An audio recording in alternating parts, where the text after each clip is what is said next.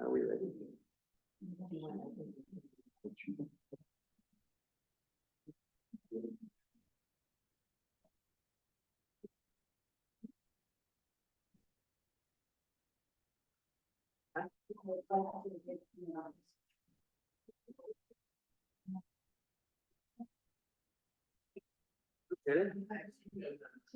Well, that does. Wider. Wow. Well, it's just as easy. Yeah. Yeah, all eight of them. All eight of them. Yeah. A couple would be good, because occasionally I have like a couple, and you know, you can get one, before to one, and the other to the other. Yeah.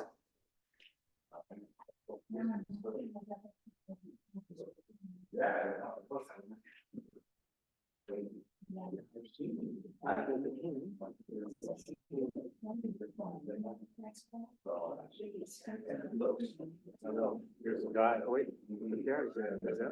That's the guy. But you're not there. Hey, Greg, you know what the state garden fund is? Say again, please. State garden fund. There you are. Yep, there you are. Sorry, it's getting, I can't hear you over the background noise. We haven't started yet, so no problem. You know, we're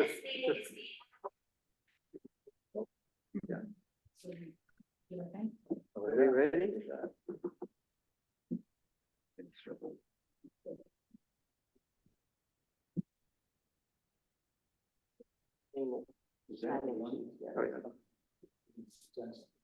Oh, yeah. Right. You have to turn your mic on.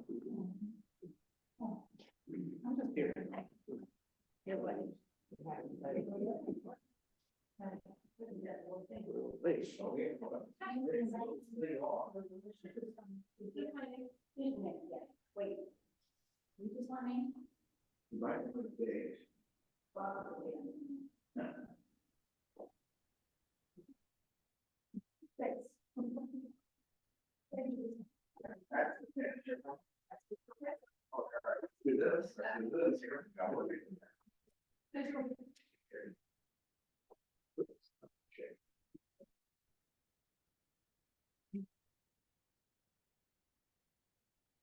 All right. Now we know who's here. Let's begin. I'll call the meeting to order, a couple minutes late. Additions and deletions to the agenda. Well, there's one addition. I wanna remove 9.3. Not ready. We have, no. Well, not quite finished. We're getting there. Draft permitting law. We're almost there. Is that the one you want? Is that the one you need? Is it not? Yeah, yeah, unless it changed. I don't know. Surplus equipment? No, the surplus equipment is not. Well, I printed it off at 9:30 this morning. 9.4. Well, I get, you know, Okay, so that's when you want it, You want, surplus equipment, you want yeah. it. yes. So postpone, right? Next time? Right.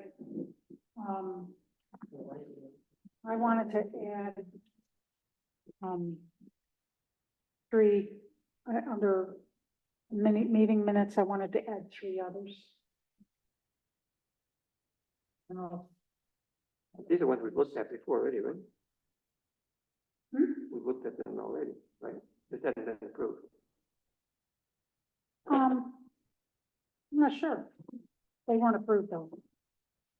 So I just wanna, I wanna bring them up when we do the meeting minutes. Yeah, I got your email, but I didn't have a chance to relook at them, so I'd I mean, rather. I give sent it- it out, I had sent Mariah that long list of meeting minutes Yeah, a week or two ago, Yeah. whatever.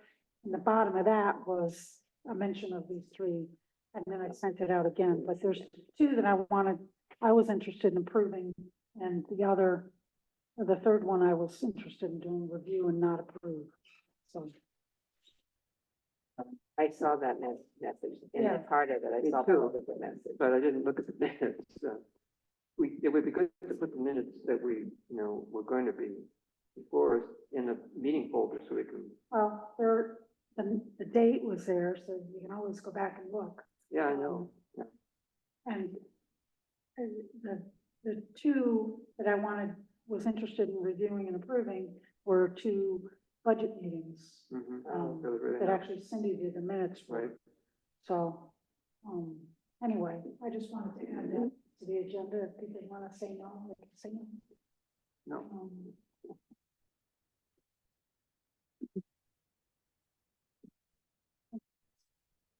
Those are probably fine, they probably did read all this, we just didn't do anything Yeah, about it. yeah. Yeah, the budget ones, yeah, I'm not concerned about the budget I ones, look- yeah, I right, look- budget. Yeah.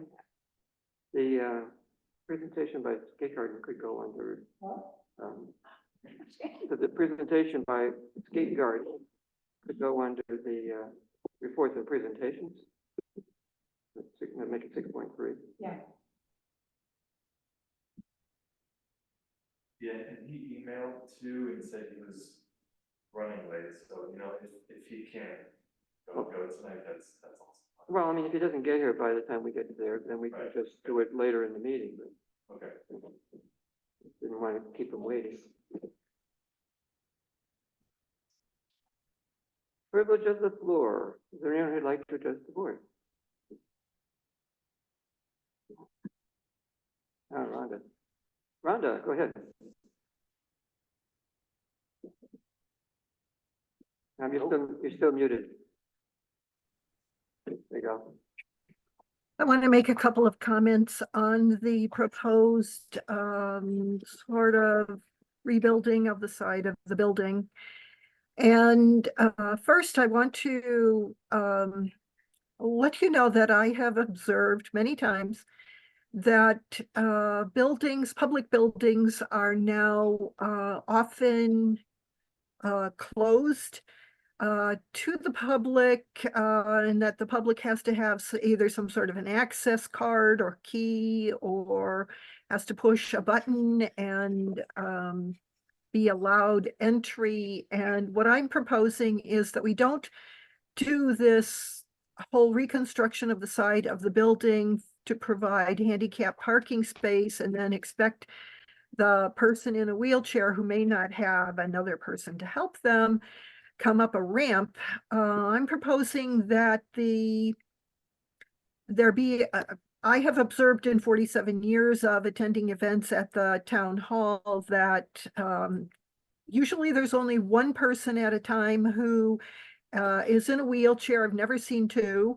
And so I'm proposing that there be a parking space out in front of the building, and that there be a sign there at the parking space, and that the person be encouraged to either press the button at the door, and there would be a button with a speaker, and then someone would come and let them in, or that they call a particular phone number, the clerk's office, and the clerk will come to the door and let them in.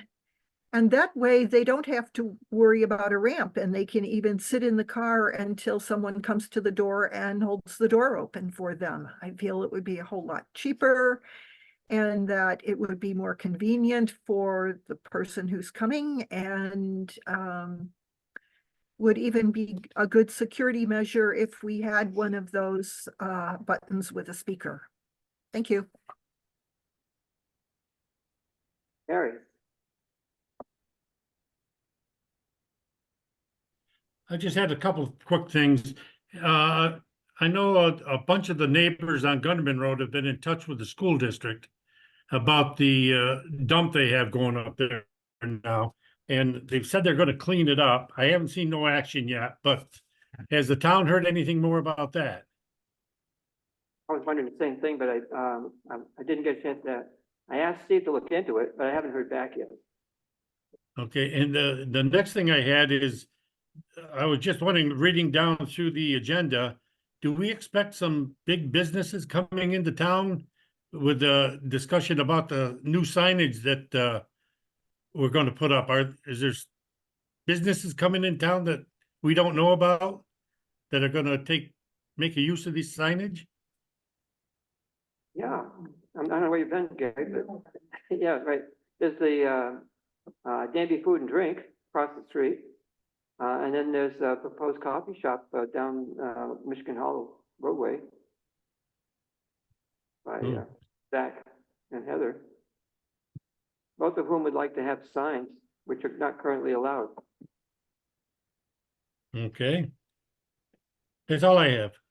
Okay? Ted? Hi, thank you. I'm just reading down in the order of the original original agenda. Joel, could you interrupt me to just give me a nutshell of what Skate Garden is about? I may want to comment on it.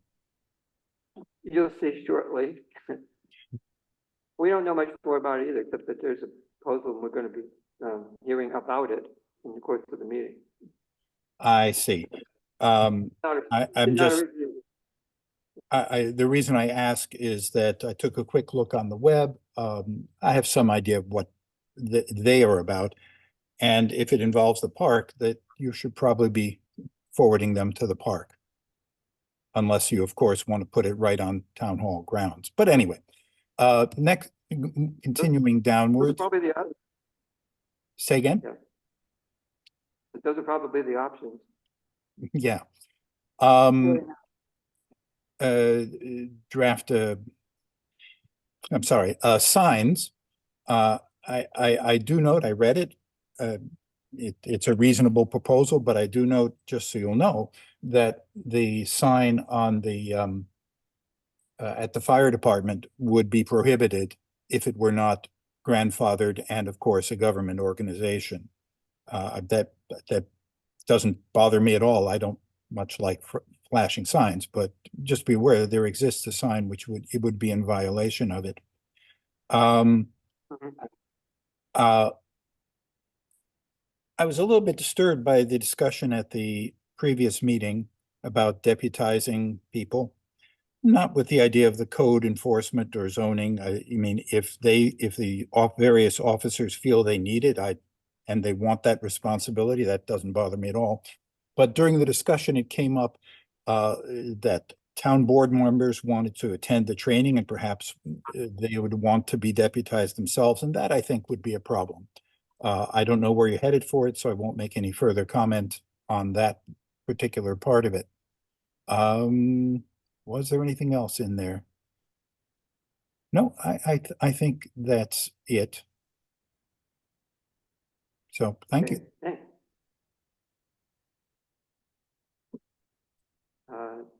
No correspondence, no correspondence that I'm aware of.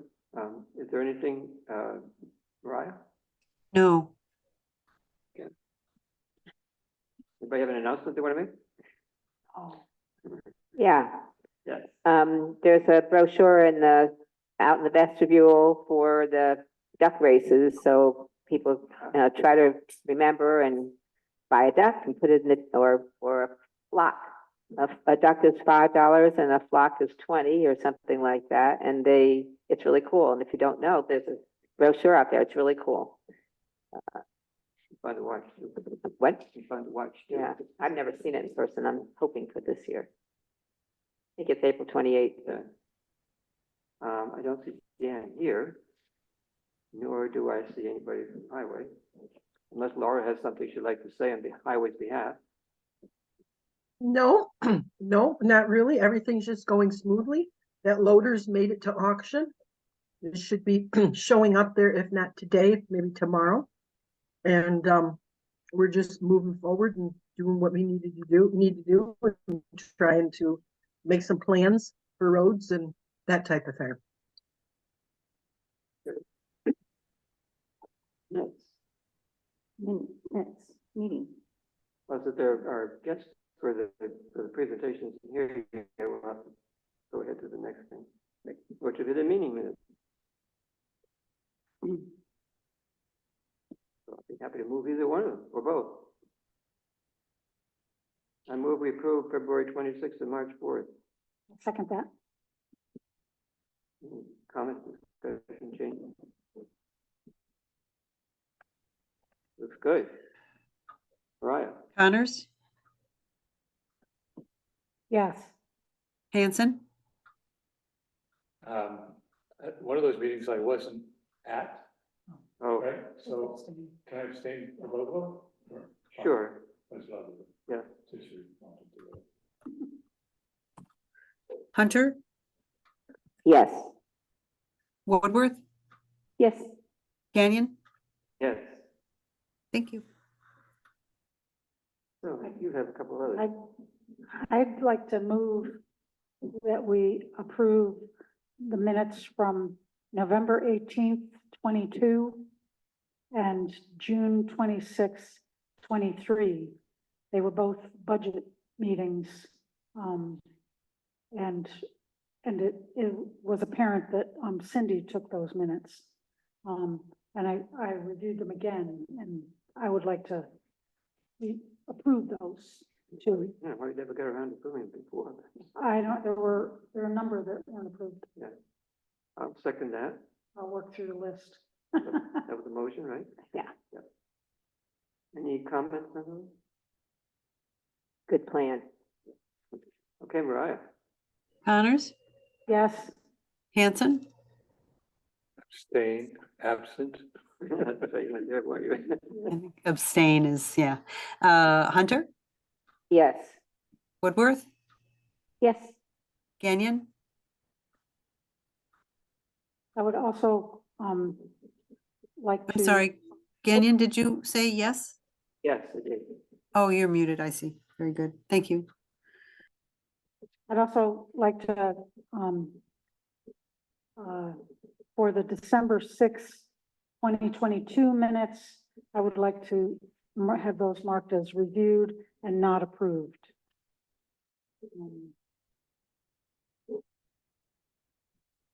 If people remember, Second? Wait, I certainly do.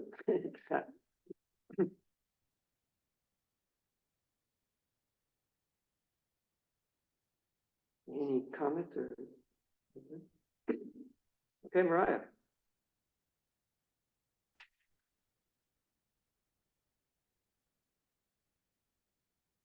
Mariah?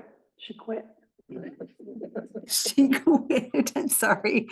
Ah, I'm sorry. I did not get who seconded this. Was it Yeah. Woodworth? Yeah. Thank you. Okay, Connors, Yes, Hanson, As always, I abstain. very good. Hunter, Yes. Woodworth, Yes. Canyon, Yes. thank you.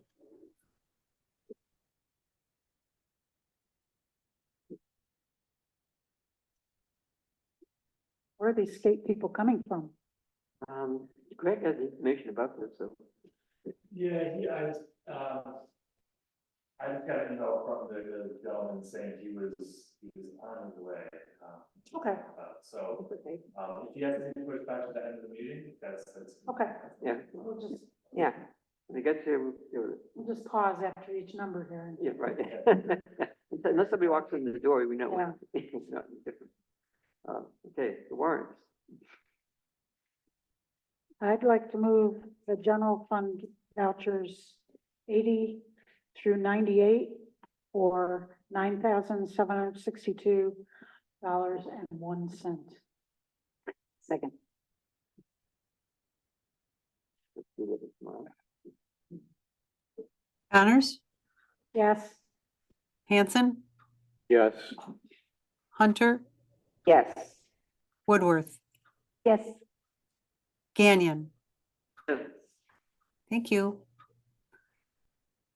I'd like to move the highway vouchers number 39 through 48 for $14,283.18. Second. Okay, Connors, Yes, Hanson, Yes. Hunter, Yes. Woodworth, Yes. Canyon. yes, Thank you. sounds like. on a roll. I'd like to move the water fund vouchers 3 through 6 for $1,105.20.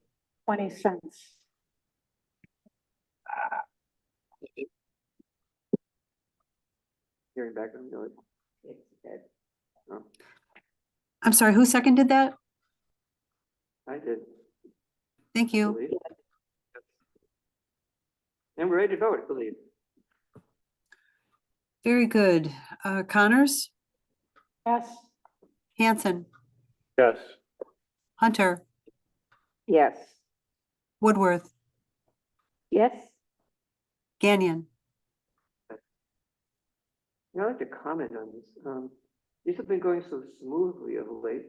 I wonder if we could go back to approving as a bunch, you know, like a, what was the name for it? Consent agenda. I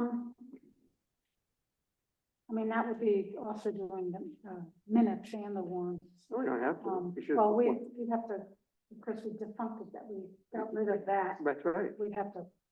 But I'm just wondering whether we might be able to do this as a bunch. Kind of interesting for people to hear it, the numbers. Yeah, okay. But, Yeah. Yeah, I mean, I agree both, but I think it is kind of, it's really nice reviewing them. Mm-hmm. Yes, it is. The Community Park Association agreement.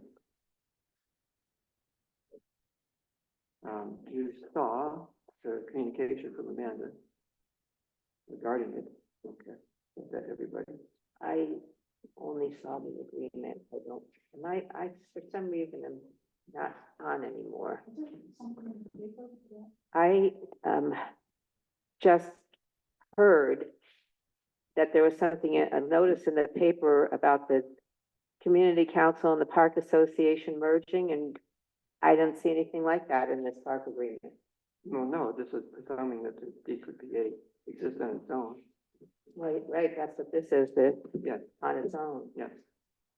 So I don't know anything about where that came from and why it might have been in the paper somewhere. So I'm a little concerned about doing this. Well, I mean, as of now, Which paper? I Yeah. don't know. Somebody just told me. Yeah. I mean, it's brand new information to me. Yeah. I haven't heard, I don't know anything else yet, but it's enough for me to be concerned, so I'll leave it that way. Me too, especially since they still have not satisfied New York state law. yeah, we did get communication right from Amanda. They're working on it, is what it said, That's yeah. basically what it said, yeah, Yeah, and it's been working on now for a year and a half. longer than that. Yes, 2.5 years. It was an email, When? A while ago, not too long ago, but a little while ago. yeah. Not connected with this park association No, thing that we just no. got today, okay? Well, Yeah, yes, it was. I mean, it was I shared with you the communication Right. I between mean, me and Amanda. Basically said. we're Well, I working on asked her, you know, where are you on Right. the thing? And she said that, what did she say? That they're, Working with a lawyer, working with the lawyer. It was in process, but hadn't been fully resolved yet. right? Yeah, I did say that, but that's not, and then all of a sudden we had the, Well, it's not all of a sudden, it's the same, it's the Every same year. agreement we had last year, okay. but with the numbers changed for this year. Okay. But it So sounds- does it impact us? Wow. Well, it does if we wanted to, otherwise, no. This includes money for them, yes. it Yeah, I does mean, impact us. Was it 8,500? 83. This year's appropriations was 8,300. Right. Well, I guess what I'm asking is, this merger. We don't know anything about the merger. Right, and so this, it is as it is. Right. If there's a merger, is there anything in here that says our opinion about? I mean, does it make any difference to us if they merge with this other group? It does. We can't have an agreement that says park services and then all of a sudden have it change without more communication, more understanding, I think. I mean, I don't know, because there's money in both. Well, The money, Is there another Con- pot? there's money that goes to the concerts and things with the community council. Not from the That's not town. town, There's right? no budget from the Right, town for the right. Tuna Yeah, Council there's this year. nothing that goes, so I don't know. Sorry. That's because they're not legal either. No, and I suppose it would make a certain amount of sense to combine forces for the, you know, for legal expenses. I mean, as it, looking without having heard that somebody read something about a potential merger, I mean, I almost feel like we need to put it on hold until then, but until we find out about it. But before I heard that, situation, I was wondering what's the status of the movable boardwalks that the town supported the grant application for? Zach could probably speak to that. Well, but you were, I mean, you signed the The grant, support, the Right. grant support. Yeah. Do you have any idea? well, I actually, mean, Greg can I- also speak to that. I because- drove down there today. Yeah. And right behind the overturned porta potty is a stack of wood. Mhm. So, I mean, I know there's a timeline for Right. getting the And there's been- boardwalk, for spending Right. and whatever, Getting getting it- the work done. Right, I mean, it's a little scary to go into some kind of a contract with, I mean, this park that hasn't done their thing with the boardwalk and the porta potty. I would hate to try and use it. It's on its back. Mhm. I don't know how people can use, the park and not, I don't know. On its side? And a very helpful, this is not, so Zach knows about the, Zach does, and Greg could also comment on the communication, because he's been Oh. Okay. handling the grant implementation part of it. Greg, you want to speak to it? Sure. And also, is there somebody waiting in the Zoom room? I don't think so. It might have been me, probably, because I was knocked out, and then could be me, is it? A participant in the meeting. I don't Yeah. see anybody. here's Dan. It was there. Oh, Dan, oh, yeah, good. Park guy. Let me just first speak to the, I should just get my own mic on my, front of my shirt. Everything. Yeah. The other question was just about the boardwalk grant. Yeah. Yeah. So well, right now, there's no hard deadline, but it's sometime in May. So the goal is to get it done by the end of April. And so Zach has volunteered to help put them together, and I'm also probably gonna volunteer to dig some holes out there. So we went out there and just assessed the site last week, but yeah, we'll just look for some good weather to do it. Okay, March is terrible. yeah. Normally, April is pretty terrible too, though. So it's just timing and stuff that's holding that up. You might find a week or two. Yeah, it's timing just because volunteer Yeah. labor, Okay, so. The all right. porta potty being on its back though, I don't know. God bless the guy who tries to use it. It sounds like it was an act of God, if it's on its back. Or like someone of less minor, he was a minor. Excuse me for interrupting, but thanks for reporting to us that the porta potty is down. That will get attended to. And what Greg said about completing the work is there was never any intention to complete the work until it was seasonally appropriate to do so. And finally, about the contract, if you look at your appendix in there, it contains exact details on what the money can be spent on. So, none of the questions that you were, I think, edging toward are really appropriate. The money is very well identified as to that. Thanks. I mean, the uses are specified that's what I got from Amanda. It said, he asked for $8,300, but it needed to be specified how it was going to be dispersed, and that right. supplement, I guess, has it set forth exactly what. Right. I have a couple other, do we have there's an easement on that property. Do we have a copy of that easement? Who holds it? What kind of? Says there's an easement on that property. The town, for the originally idea for the community center, that property, 10 acres. Well, the front 10 acres was intended for a community center. It says there's an easement, Where- conservation, the wetlands, Oh, with a oh, oh. conservation easement and The public. conservation isn't on the park portion of it. The back. Where's the easement? I think it's with the, maybe Ted can speak to that. It's with the state, I believe. And it originated with the creation of the park. Okay, So someone locally has the copy for the organization, No doubt. and then it's also filed with the state. Right, but not with the town. Okay, Not a well, town easement. we've got a contract with this entity. Yeah. I'd like to see the easement and have a copy of it. Mhm. I mean, you might be able to, well, find out with whom it is, and then we can get a copy from them. Right. I mean, yeah, along with that, I know that it's come up in the past with other groups that we've given money to. I would like to see a budget. For the Like, organization, not Yeah, just, not like just. where else is money coming from? And I mean, I know we asked for that with the Danby Community Council and other groups. I don't remember let's see asking if for that as budget- part of the, we always, It's always a part of asking for a contract that I know of. To know, where money's coming from, where other money is coming from. I mean, we might have an issue with that. But I would like to see a budget. I mean, just a sheet of paper, a budget. mhm. I don't see personally, I don't see what's relevant to our contracting with them. No, well, it could.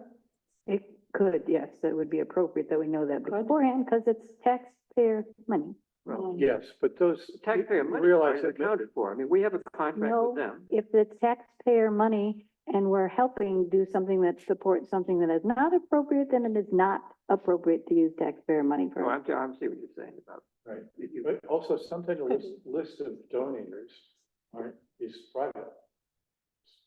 Well, then, in the budget, you say donations. Yeah, right. That would be in the budget. Yeah. Just saying we need a budget doesn't mean it has to, identify, All the all that. donors. Yes, but it identifies more that they are getting money from some other source. Yeah. And how that's being used. And maybe we don't want to have anything that half-ass supports that stuff.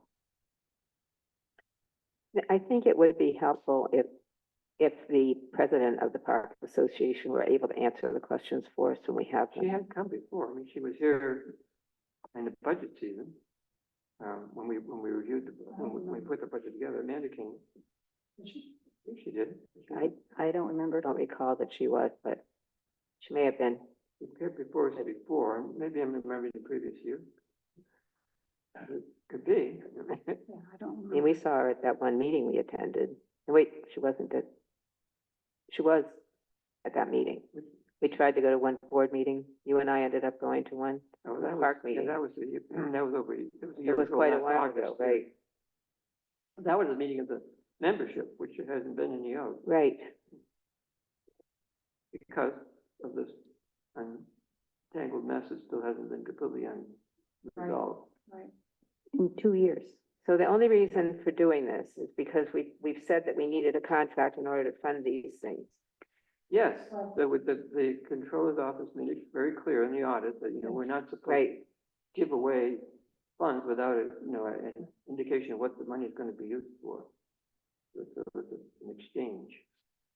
So.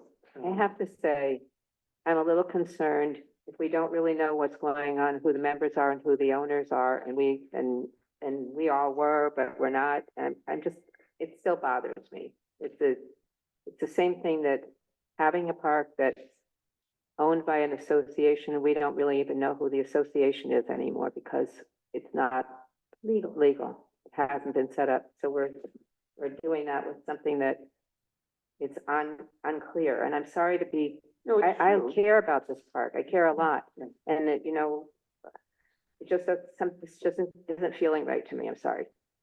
Well, I mean, I can safely say that, we as a board have been concerned about that legal 2 years. limbo for Yeah. a couple of years now. And there was a question of whether or not we wanted to be tracked as an organization that was basically in a legal limbo. And we asked Guy about it, and Guy said, as long as you are confident that they will, they can be counted on to implement the contract, then that suffices. So in other words, we can contract with this organization, even though, we may have some questions about it.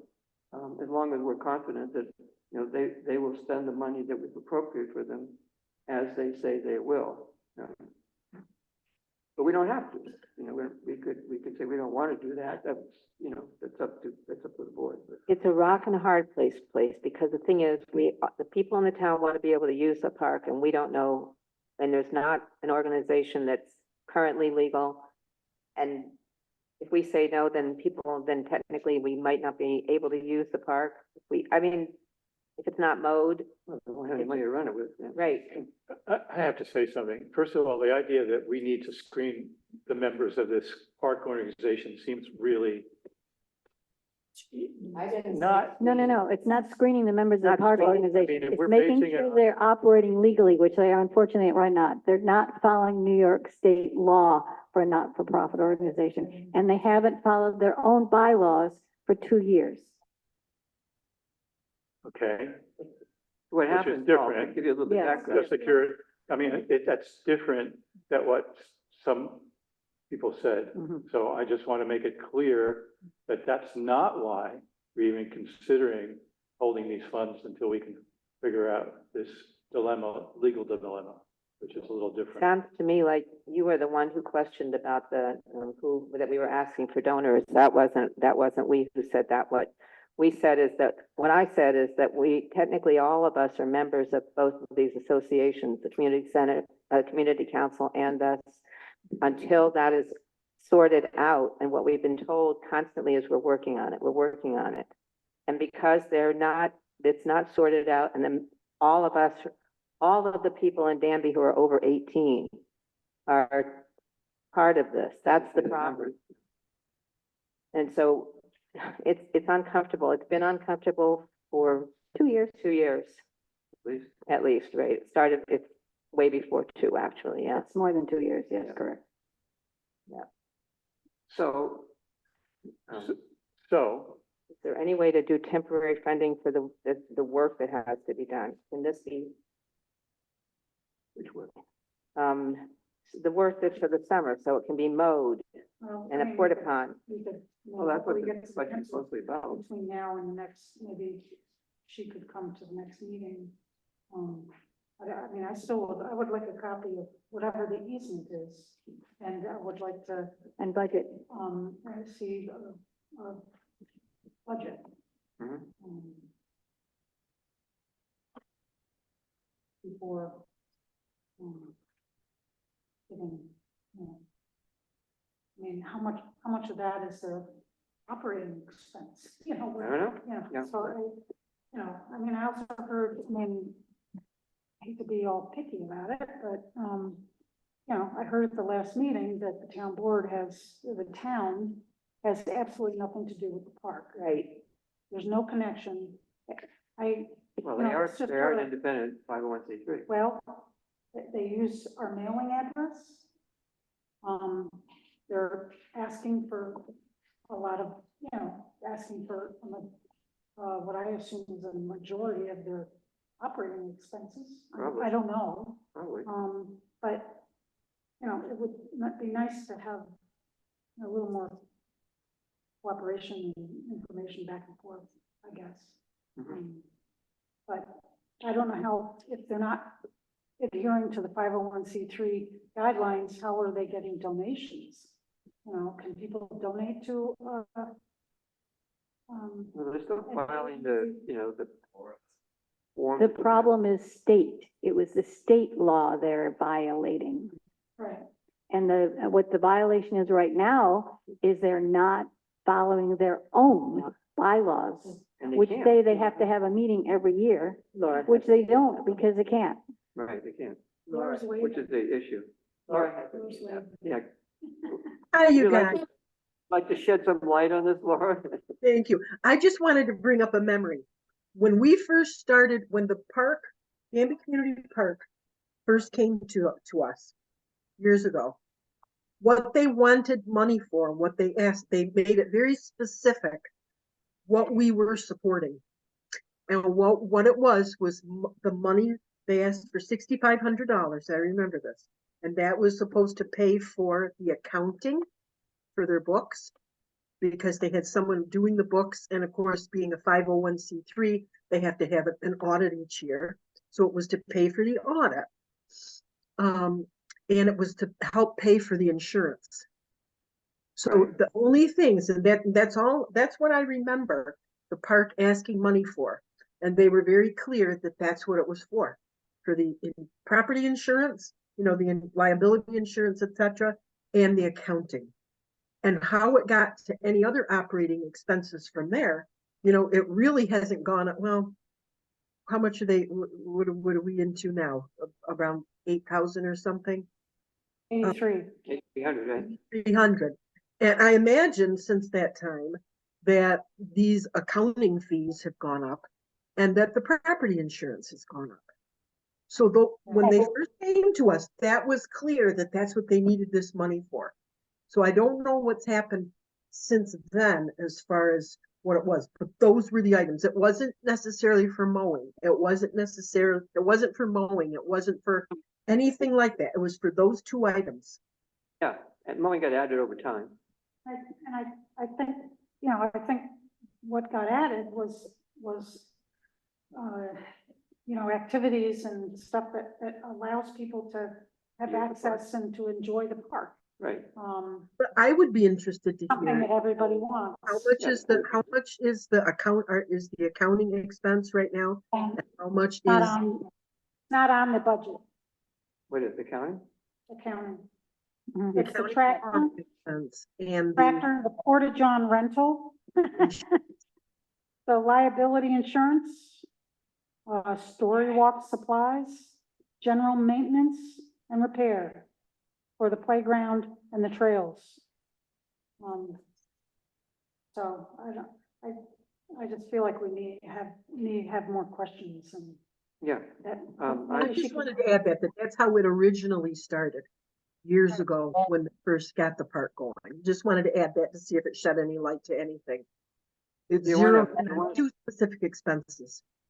Yeah, if you want to back up even more, in the beginning, you may recall that the park came to be as a result of the community council initiative, actually. We were looking for a place to have a community center. Right. And there was an offer of property on Comfort Road toward the north end, and a bunch of people, including me, thought that it would be good for a community center to be somewhere near the center of the community. And Esther Dotson and the committee tried to find a place, and they came up with this property across the street. It was an all or nothing deal that he didn't want to sell it unless he sold the whole thing. It was like 80 acres. And the only way to make it work was to make a park out of part of it and keep part of it for where the community center was going to be. The town board at the time was unwilling to support purchasing it. But the town board was willing to support it being pursued as a grant opportunity on condition that it not cost the town anything. So that's how it ended up being incorporated as a 501c3, because the town didn't want to own it. And so it is to this day. The hope was that over time, the town would be more willing to support it as a park. And in fact, that has been the case. We've gradually increased our support from nothing to $8,300. The only problem, the only hang-up here is the State law changed. the not-for-profit law was changed in State 2016. law, not the federal law, state law changed. Yeah.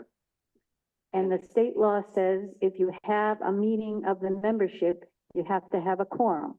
Since officially every resident of the town is a member, a quorum would be 1,500 people or something like that, which is highly unlikely, not it is impossible. That's no problem. That is the problem right now. There's been a change from history, the change with state law, and we're not following state law. It is a result of state law. They are not having meetings. Right. So they're not having open meetings where people get elected. They're having a meeting and they're having a meeting right now. Right now, Um, I just found the notice. But do they have to have 1,800 people? Have they there? got a quorum? Meeting is on March 18th at 7 p.m. They have a quorum? Um, I mean, you haven't had one meeting. It, and. we can read it to you. Yeah. The agenda was to review and approve the merger of Danby Community Council with and into Danby Community Park Association with Danby Community Park Association surviving. Oh. No, what would you do it?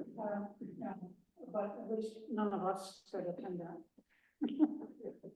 I think we need to chat with. It says a special meeting of the board of directors and members of the corporation.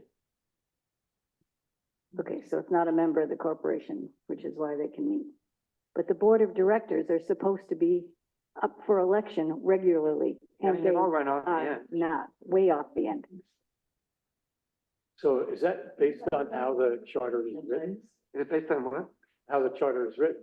Can the charter be changed? Well, that's the problem is that That's not possible. But that's the- Make that quorum. That's why they're going to a lawyer to deal with it. But that's the it's been catch 2 years. 22, Paul, because in order to, the bylaws provide for amendments to the bylaw by a membership committee, I mean, membership meeting. If you can't have a legal membership meeting, then you're up, you're stuck. So you have to, there are two ways to resolve it. One would be to dissolve, to start over. And the other way would be to have a court tell you how to deal with it. Ah. And they're pursuing the have a court tell you how to deal with it option. But that is slow going. They have a lawyer evidently. How long is it expected to take? Well, they didn't start right away when the issue occurred. But it's been 2.5 years that they have not been pushing it. It was both the community the park association Both and the are in community council. Right, they're both in the same boat. They both have the same Right. provision that, And the it's very population of the expensive. town is the membership. The options were dissolve or, as you said, Have a court. or have the court figure out how to help them have a different requirement for, you can appeal to the Supreme Court of the state, I believe, and ask them to try and set up something so you could change the quorum required. I'm still waiting to hear why there's a 2.5-year delay. Well, don't ask us, They have- I could They say. have a lawyer that's. Didn't start right away, for one thing. You're asking the wrong people. Yep. I think we should, We need to hold this, to get more I don't mind information. waiting a few weeks, it's just that we're taking safety. I mean, in some ways, that the things that are gonna get done on the park. I mean, rental, the porta john, being having the residents, since it's been an ongoing issue for so long, I mean, we can light a little bit of a fire under it. So. Yeah, yeah. And in fact, we can check with Guy, which way to point them, and this is maybe a timeline, what we expect to have happen. And, right, that seem reasonable to do something like that as a compromise to be able to get the funds to the park so they can keep it safe. I will say this, I ran this by the board well in advance of this meeting. If you had these concerns, why didn't you raise them with Amanda in the meantime? So that we could have had the answer to the questions before it came to. Why the board didn't you first. do that beforehand? I didn't know to ask. You didn't. These questions were not relevant. What I asked These for, questions have been on the table forever. Every time it comes up, the same questions, you're ignoring them. no, I'm not ignoring them. I asked her for an update on where they were in the process to get right. And she replied, Right. yes, that's Not true. months ago, yeah. No, it's a couple of weeks ago, but what, in the meantime, if your response was, this is an inadequate response, I need to know, whatever. I agree. I mean, you should, For 2.5 years. response for 2.5, 3 years. We just, we can Voting keep- now seems to be ignoring all the problems we've stated in the we should past. Wait and reevaluate next month. Okay. And hopefully she can come and maybe she'll have some good news about where they stand. But I do want to see, I want to know about the easement on that property and I want to see a budget. Okay. You know? You have a list? I Make do. sure you have a, I mean, Well, I mean, I got those two things. Yeah. right, so it's the only two things, just so that, Well, Well, no doubt, we would also like more of a, how come it's taking so darn long to get this It issue doesn't matter resolved? why, just when is it going to be done? Right. it may be being done tonight, but the thing is that no, as far as I know, there's been no notice to the public about, except for this meeting, special meeting of the board. The DCC notice? or- No, it's in the Ithaca Journal. And it says notice of special meeting, apparently it happened on the 6th of March. It happened already? The public, the notice, Notice. and it says special, it's pretty recent. Anyway, Danby Community Park Association, in accordance with section 603C, section blah, blah, blah, blah, blah, special meeting. And, not-for-profit law and the bylaws of Danby Community Park Association, a special meeting of the Board of Directors and members of the corporation will be held March 18th. Remember the corporation, not the, not operation. That's what I'm saying. So if we can, at least can we wait and ask for a report of this this meeting with this lawyer tonight? They're having the meeting right now, March 18th, 7 PM. Yeah, at the lawyer's office. It says the name of the lawyer is Hancock, Estabrook, LLP, East Buffalo Street, 301, Suite 301. Following business will be ratify the past acts of the Board of Directors, appoint a new slate of directors and officers, amend, They're electing officers. ratify a new slate. Ratify the past act, appoint a new slate, amend the corporation bylaws to change the membership requirements, review and approve the merger of Danby Community Council with and into Danby Community Park Association, with Danby Community Park Association surviving. Okay, it sounds like, So- that this is a legal resolution of the issue is imminent. From what you're saying. That's what it looks like. So if we can wait to hear, I think it's fair to ask for a report of this, Yeah, I think so. Especially since none of us could attend. right? Well, can we also, I mean, in the And you'll meantime, notice in the we're having newsletters to the town. another- a meeting in the first week in April. Yeah, Between now and then, I suggest that Joel gives a call to this person and tries to get Amanda, I guess. Amanda, I'm in. Yeah. they try to get an update. we What? need her to come to the meeting. We need her to update all No, of us. I'm not denying that, but I want to make sure that there's some clarity from someone so that when we come to the meeting, that we're not coming into it blind. And then at the meeting, we can redo that. I mean, I don't want to be coming to the meeting and then like, oh, so now that's what this is about. If Joel goes and talks to them, then he can find out what the upshot of things are, how they're not organized, if this meets the requirements of the state now, and how it's working, so that he can, via email or whatever, give us some heads up before this meeting. I hate the idea of coming into these things cold. We don't really know anything about it. And It would be much preferable that that information be requested by an email in writing rather than verbal. We want a formal record of it that we can read. so that she would respond in like writing. And she's got 2 or 3 weeks to do that, right? Amanda, Yeah, does that work? I don't know. We can ask Let's her. see.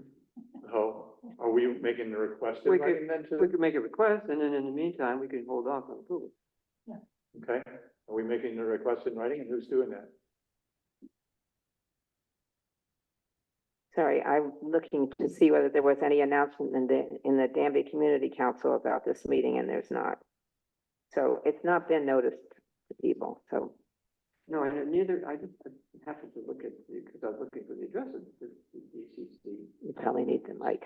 To send them a mailing that came to me from, I forget what department of the state. Maybe I'm just confused about the process here a little bit. But anyway, If we basically agree that there has to be a letter sent to this committee, the question is, who's gonna write the letter, correct? Don't we have to pick somebody? yeah, you shouldn't assume that just because Do you want Leslie to do it because she had the most pressing? Well, I think Joel should do it too. Do it, send it to us and we'll edit it.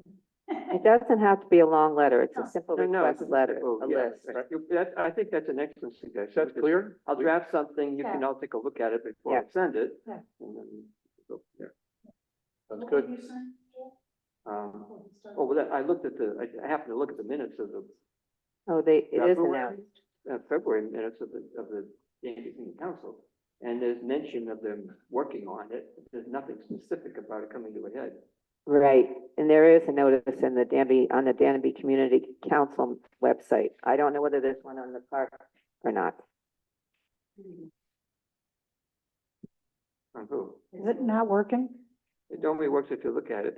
Oh, sorry. Yeah, put one in between us. What, oh, yeah, I think it works.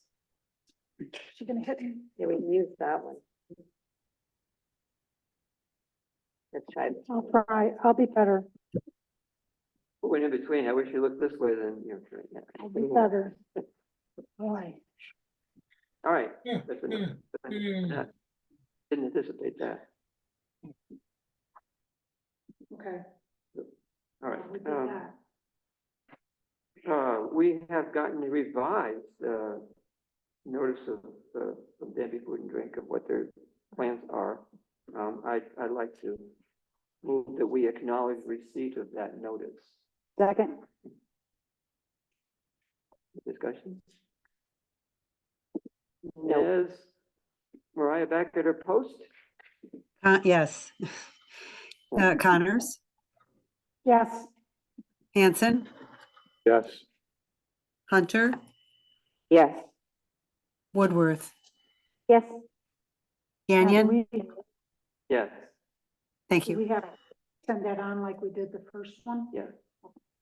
Mariah will probably send it. Okay, But now we can say the board did receive it. right. The draft, special event permitting law. Great. I can soon go that there's also the representatives. yeah, we might Yeah, have to ready. push that in. Actually, Yeah, I'd let's- like to give a So Dan Woodring is here. So before I get into special event law and zoning amendments, Yeah, we'll yeah. talk about a little, this nonprofit skate garden. I'll just give a little preview here because I invited Dan, I talked to Joel about this, because Dan had reached out to Enfield about this and he came to the meeting last week. So, and sort of on the talking about the parks property, there was a question from somebody about why can't, maybe the park be considered. One of the reasons why Dan is here and he's going around to different towns and communities in the area is because getting a nonprofit to insure skateboarding facilities, he was quoted at $8,400 a year, whereas towns can typically do that for adding an insurance policy for even less than $1,000. So that's why a lot of, and Dan can speak up more to this. Dan, are you online? Hoping I see his icon down there. Uh-oh. I'm here. Can you hear me? Yeah, great. Okay, so just take it away and just what your organization is about and what you're looking to do and if there's any questions on there. So there you go. Yeah. Okay. Welcome. I don't know if you have the link that I sent you, but there is a visual aid there as well. So we started Skate Garden back in 2022, and the idea was to assist communities with skateboard and nature education programs. So personally, my background comes from DIY skate parks, where they're 100% funded and built by skateboarders in, I guess you would call them waste areas of a city, where Mhm. ne'er-do-wells and all sorts of nefarious activities occur.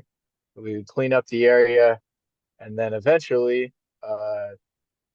an engineer or a town official would stumble upon it and say, wow, this looks really great. And then they'd give it a stamp of approval, and they'd all do a big ribbon cutting and say, okay, take care of it. And that was it. Every once in a while, you'd get a mistake, like it was too close to railroad tracks, or maybe they built it against a bridge that needed to be flexible.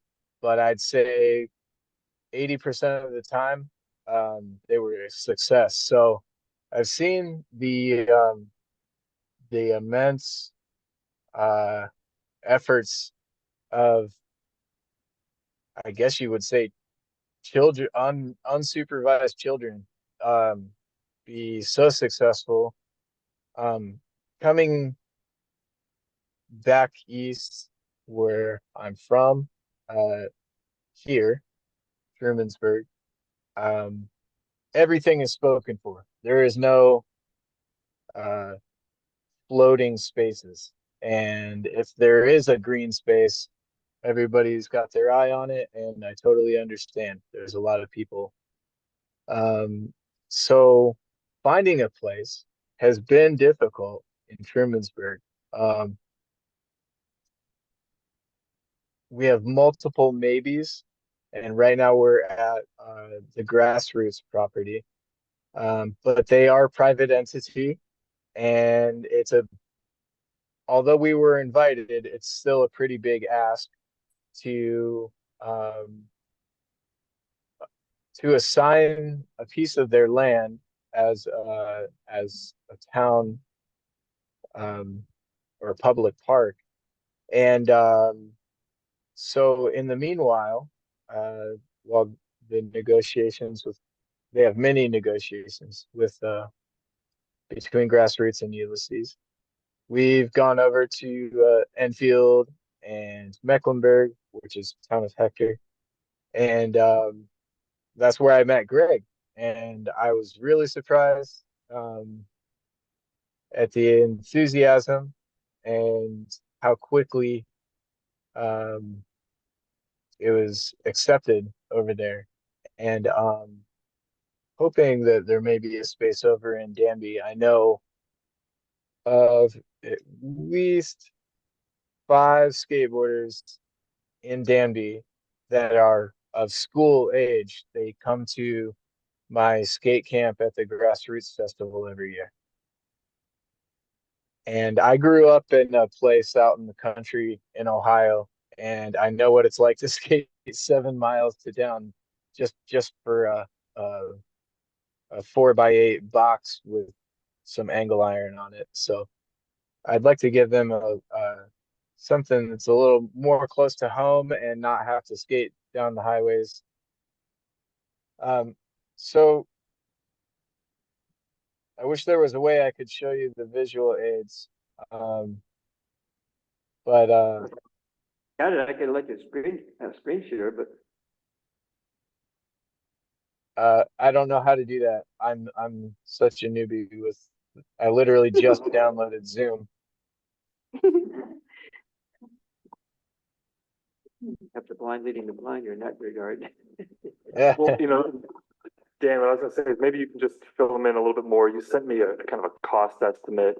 And then some of why this came up too is that Tompkins County is opening a bunch of grants right now, and one of them is a Parks and Trails grant, the same grant that funded the boardwalk materials. So, there's a thought that I think he had sent a quote that was well within that budget of, well, if there's a space in towns, and so we're looking to use some of that funding over in Enfield to go after that money. So if essentially for Danby, if there's a spot here, on town property, which there aren't many town pieces of property, that it seems that it was a pretty small budget, but it could be where you could apply for a grant to go for. And it's town property? yeah, because part of what Dan was letting us know the other night is that the insurance rate for nonprofits to allow skateboarding is thousands and thousands of dollars, whereas to add it onto a town's insurance policy, it was only a few $100 or. I mean, I'm Kind of thinking- like what we did with the swimming, the pond swimming program. It was Right. not that expensive for us to insure that. It's a pretty big Right. risk if you're, you know, Right, what about, the old school property? Could they insure, I mean, no, it needs to be town-owned property. It's just more about the cost, of just keeping the cost down, that I think, Dan, you had spoken about talking to school districts and they're just more favorable to, you know, just not necessarily skateboarding programs. Is that what you were letting me know the other night? You are muted, Dan.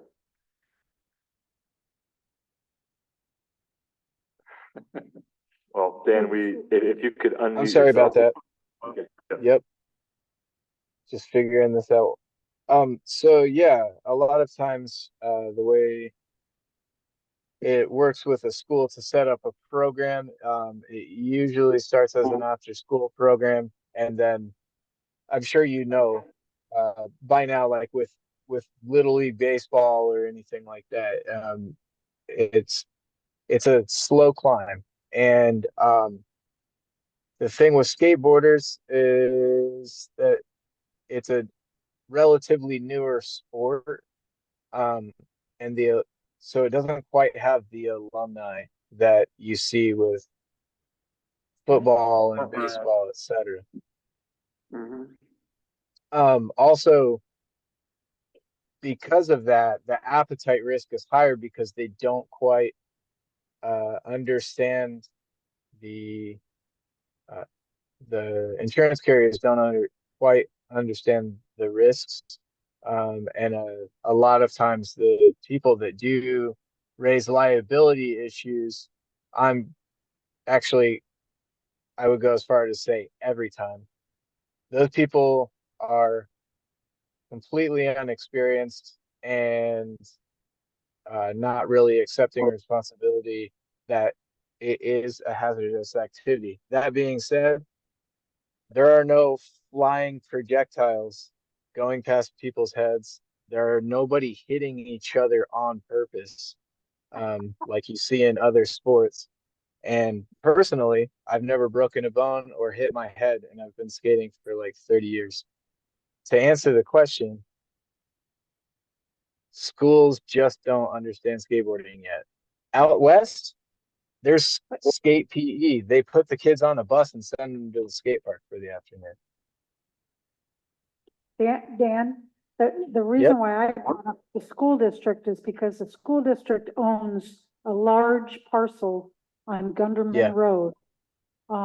They've got a playground there that is, I assume it's a little hazardous, all by itself, but maybe the school district would be willing to, do that there. I mean, the only other place I can think of right now is at Highway or well, Falls Hill. the old highway, That Falls Hill property is the only other, but boy, Gunderman Road, that site would be great. I was going to ask, is there, because Joel and I talked about, I'm wondering what the interest would be for right out here behind Town Hall. We should, or next door, Right. right? We want that property anyway. Dan, what are the dimensions of, let's just say, just the ramp that you have in Trumansburg? What are those dimensions? This ramp is 16 by 24.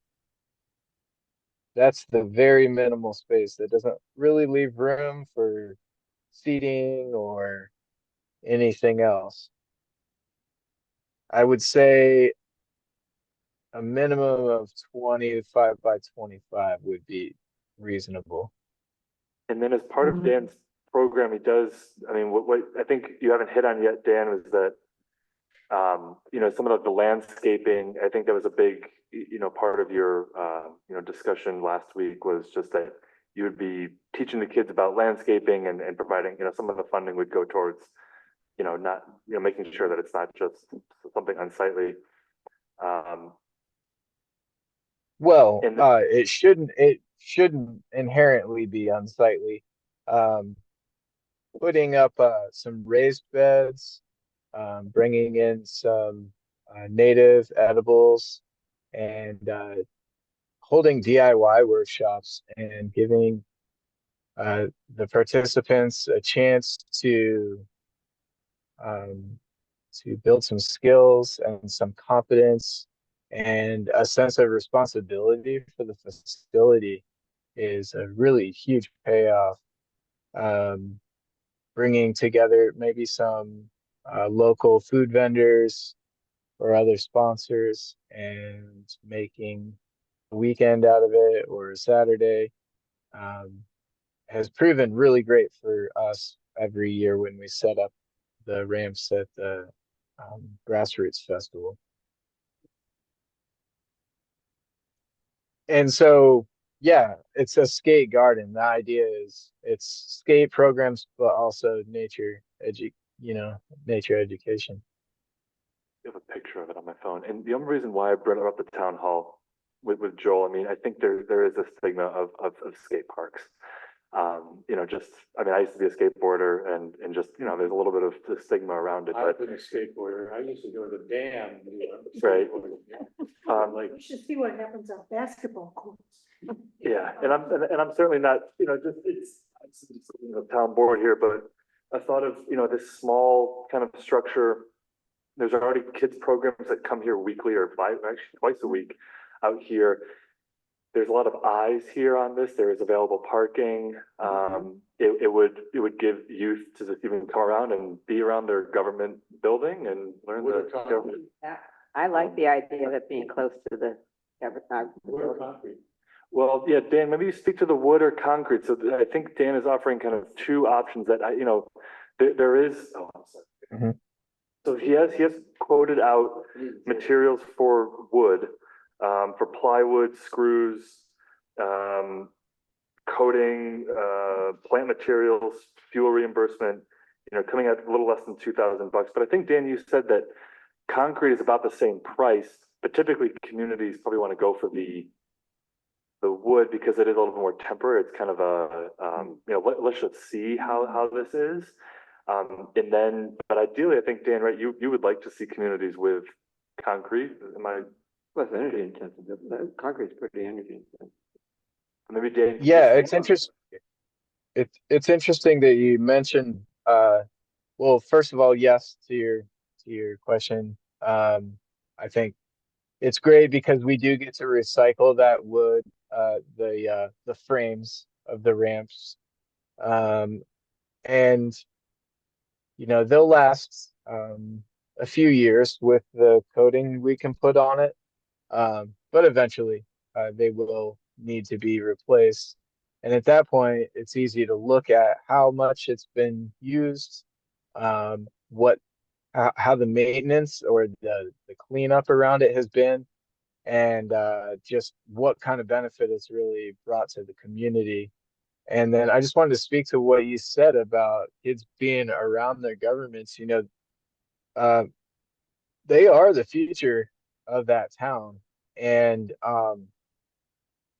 the experiences they have in that town will determine whether they stick around and call it home and, carry on your legacy.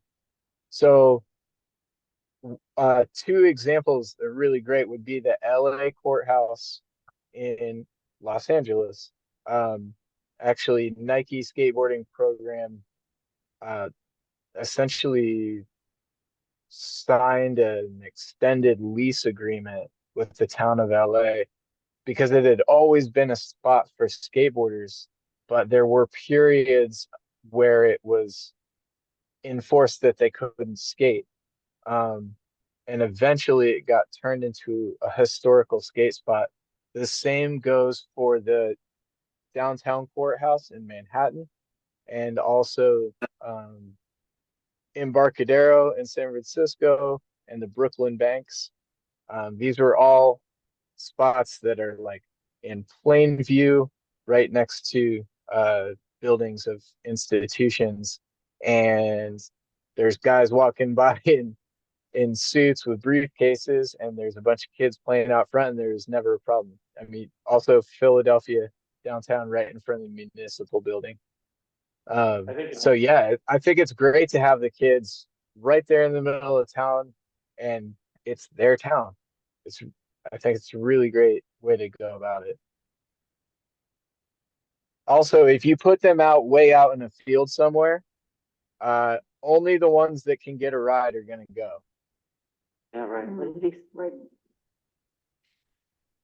I think Zach might want to say something, but you all. Yeah. Why not? Next fellow skateboarder. Is he really? Hey, Dan. Hello. Where'd you live on the West Coast before coming here? I'm just curious. He's not here. I lived in San Diego. I worked on the Washington Street Bridge skate park, Oh, and right. then up in the Redwoods, in Garberville and Arcata. And then down in Oakland, we had the Border Town DIY skate park. Did in you get to work on Emeryville. lower bobs at all? No, that was after my time. Lower Bob's probably started. I think Josh Borden started that after they tore down Border Town. He was like kind of half working on Treasure Island and half on Lower Bob's, which they just tore that out for condos. Oh, yeah.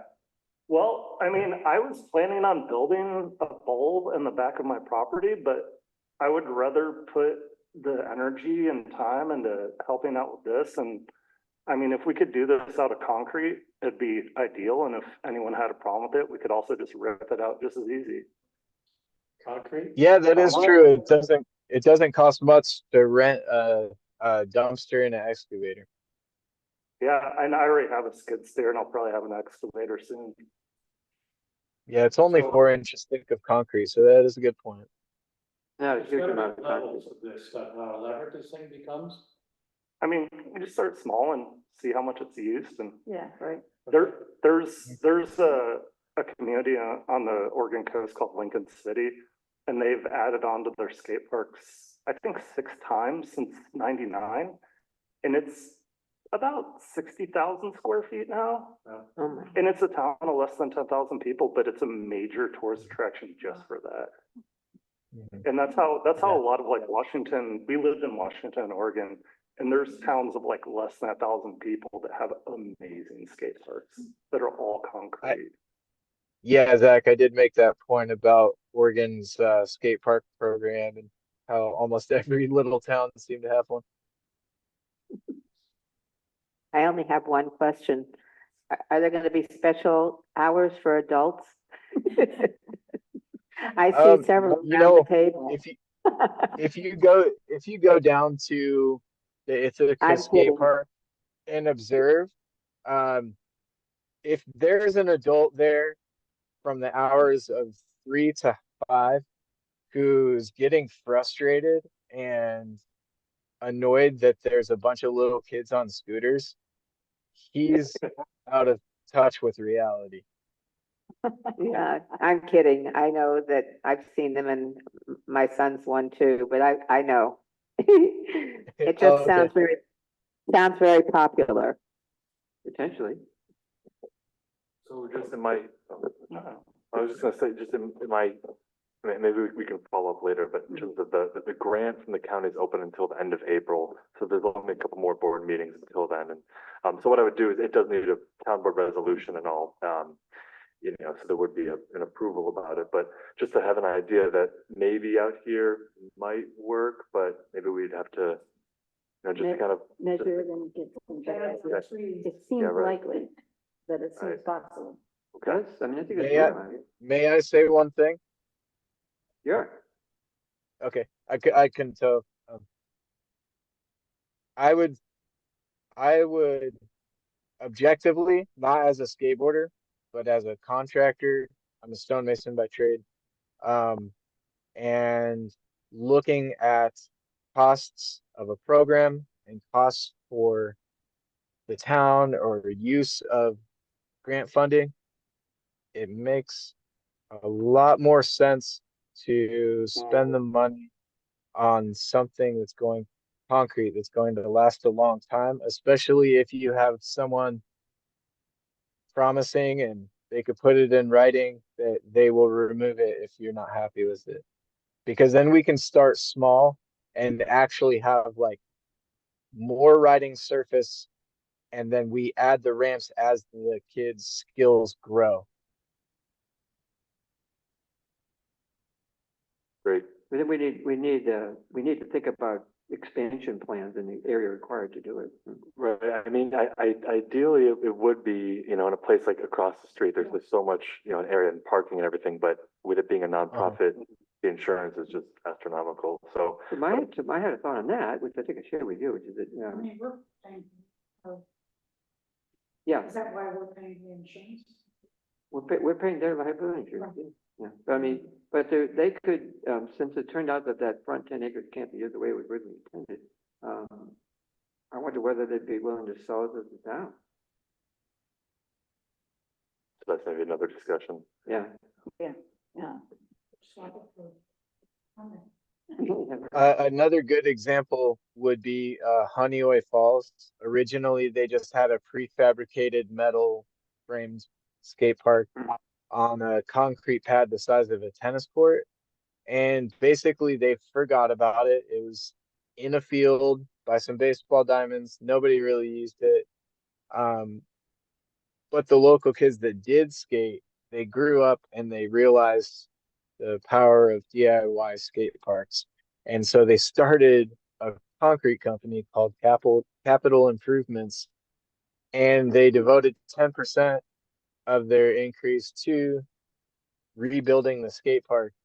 And they did it one piece at a time with the engineer's approval. So they designed it with the engineer right there, and it was completely privately funded. They never had to ask for any grants. But the enthusiasm behind it of having some I guess, you know, approved DIY, but like a self-agency, really motivated them. And they built like one of the best skate parks in upstate New York for sure.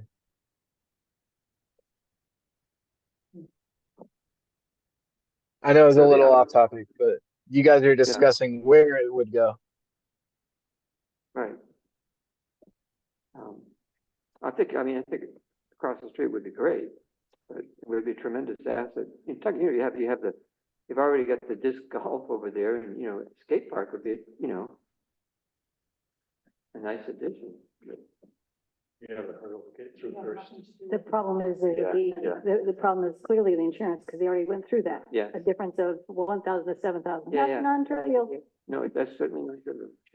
So it would be, so that's why I thought, you know, if we can own it, then we can cover it. So that would be another discussion item for CCPA. And I like the idea of the suggestion, if you start one way and get the enthusiasm, and you start small and you grow. And that doesn't mean, I think that's a great plan. I think it's a great plan. It's a little bit harder to move if it's concrete though. Right. Well, not really. A machine can come and rip that out in half a day. Yeah. We've already been told now twice that it's not hard to move it or get rid of it. That's correct. Yeah. That's correct. Right. Anyway, I think it's a great idea. We just figure out where to put it. Well, maybe what I'll do, because there is a town board meeting on April 1st. So Yeah. maybe I can have, you know, Dan and I can meet here, and, you know, we could, you know, walk this property and walk, you know, across the street and just look at things. But just knowing that there's certain drawbacks for each, and then, you know, maybe it's a temporary thing here, and then getting interest and seeing what, you know, and then maybe later if there's other, and if there's an agreement worked out, right? Greg, would you be able to? Oh, sorry. Yeah. Sorry. Yeah. Would you be able to share the images that I put in the Google Doc? There's one that's like, it looks like a town plaza. It's out of Reading, Pennsylvania. Right. And it does have transition ramps, and they're like different heights, so different degrees of difficulty, but in general, it just feels like a town plaza with planters and shade, and it would serve as like also like as a town square. Right, yeah, I will share this, yeah, wasn't able to share it before the meeting, but I've been passing around my phone, so. I think Okay. unless there's any other questions, I think, Yep, that's Yeah, good for now. right. Yep. great. For now, right. All right, thanks, Dan, I'll follow back up with you. Thank you so much. And would you please pass my contact on to Zach? Yep, will do. Okay, thank you. Great, thanks. What's that? Dan lives here now? Yeah, it was, I think over in, Trumansburg, Mecklenburg area. Not where it goes. You're up again. All right, Yes, draft, signs or special event, which are we on? that first. Oh, yeah. Special event, okay. So, I guess, just the, You revised. I think this is just a discussion among the board here of, I was asked to draft this special event law. So I'm just wondering if there's questions on it, comments, suggestions for it. I think Catherine, I saw your last minute Yes, I'm sorry. comment. I think it's just my ignorance, but if you could just clear that up. What was the question? The question, shall I ask it, or do you want to just take what I said? So, yeah, I'll just take it. So Catherine was just suggesting that,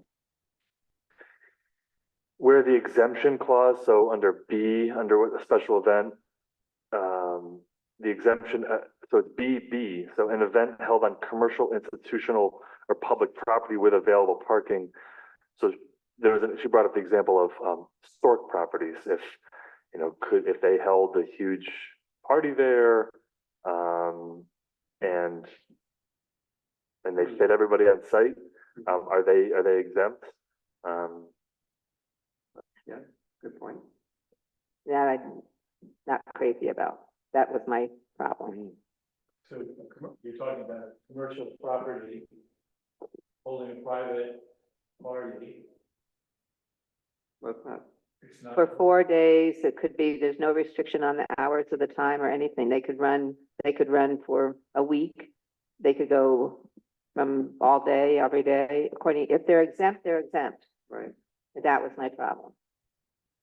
So can we do Doesn't mean something exempt about for that? everything, not just that they can't have a party for one afternoon, they're Right. exempt everything, so they could do it So 4 days. they're exempt for, within this document, they're exempt based on the fact that they're private, No, commercial.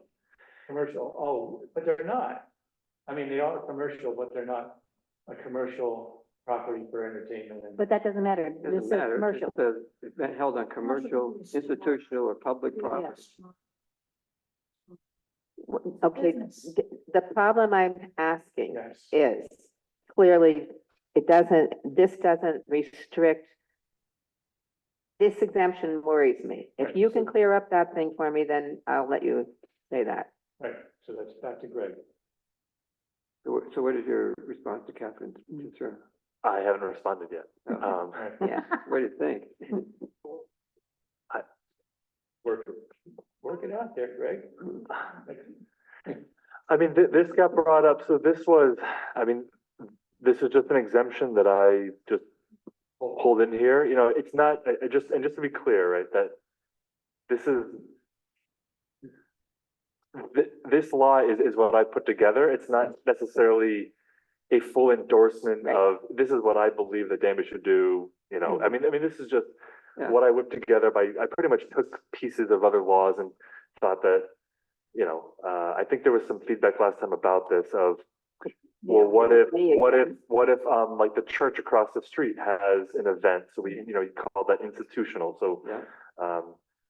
so if somebody has a big commercial property and they've got parking, why should they be held to that? But it could be as simple as striking that clause right there. Yeah, it's that exemption that bothers me, and it was I who brought it up the last time, and still kind of hung up about it. And I know this isn't your law or our law, it's just, we're working on it. I get that totally. And I'm not comfortable with that one. I mean, or, I mean, there's, I'm thinking of, American Legion. But that means if the American Legion wanted to do something multiple day, 8 hours a day, they would have to go through this, and that doesn't bother me that much. Yeah, that is a lot of. I would eliminate I the thought the exemption. exception was so that Fire fee. the bars and whatever else that are. Yeah. All of those, Or, it's not, and or, it's not, Well, it's it does, not all of those things, it's, right? no, it's It's and. not all, it's an and. or, The and is A, B, C, and D or and. well, they're ors in my sheet. I got changed to ands. Oh, it's and one of those things, yes. And Okay, yeah, Is it all of those things, or just one, right. you know, like go past 10? Well, you know, Right. And it, it doesn't do any of the other three? right, right, oh, as it is, it's and, just so if it requires a fee for admission, wouldn't that automatically trigger? Does yours say and? Mine No, don't say the or. A, B, and C after the end of each line say or, yes. No, the and, The oh, and comes at the end of capital A. So the use of ands and ors can get a little Yeah, it tricky can. as I start to piece Exactly. things Yeah. together. Right. One, Yeah, so right now, the way that this reads, let's just start, how about right at the top here, of what a special event is with this definition.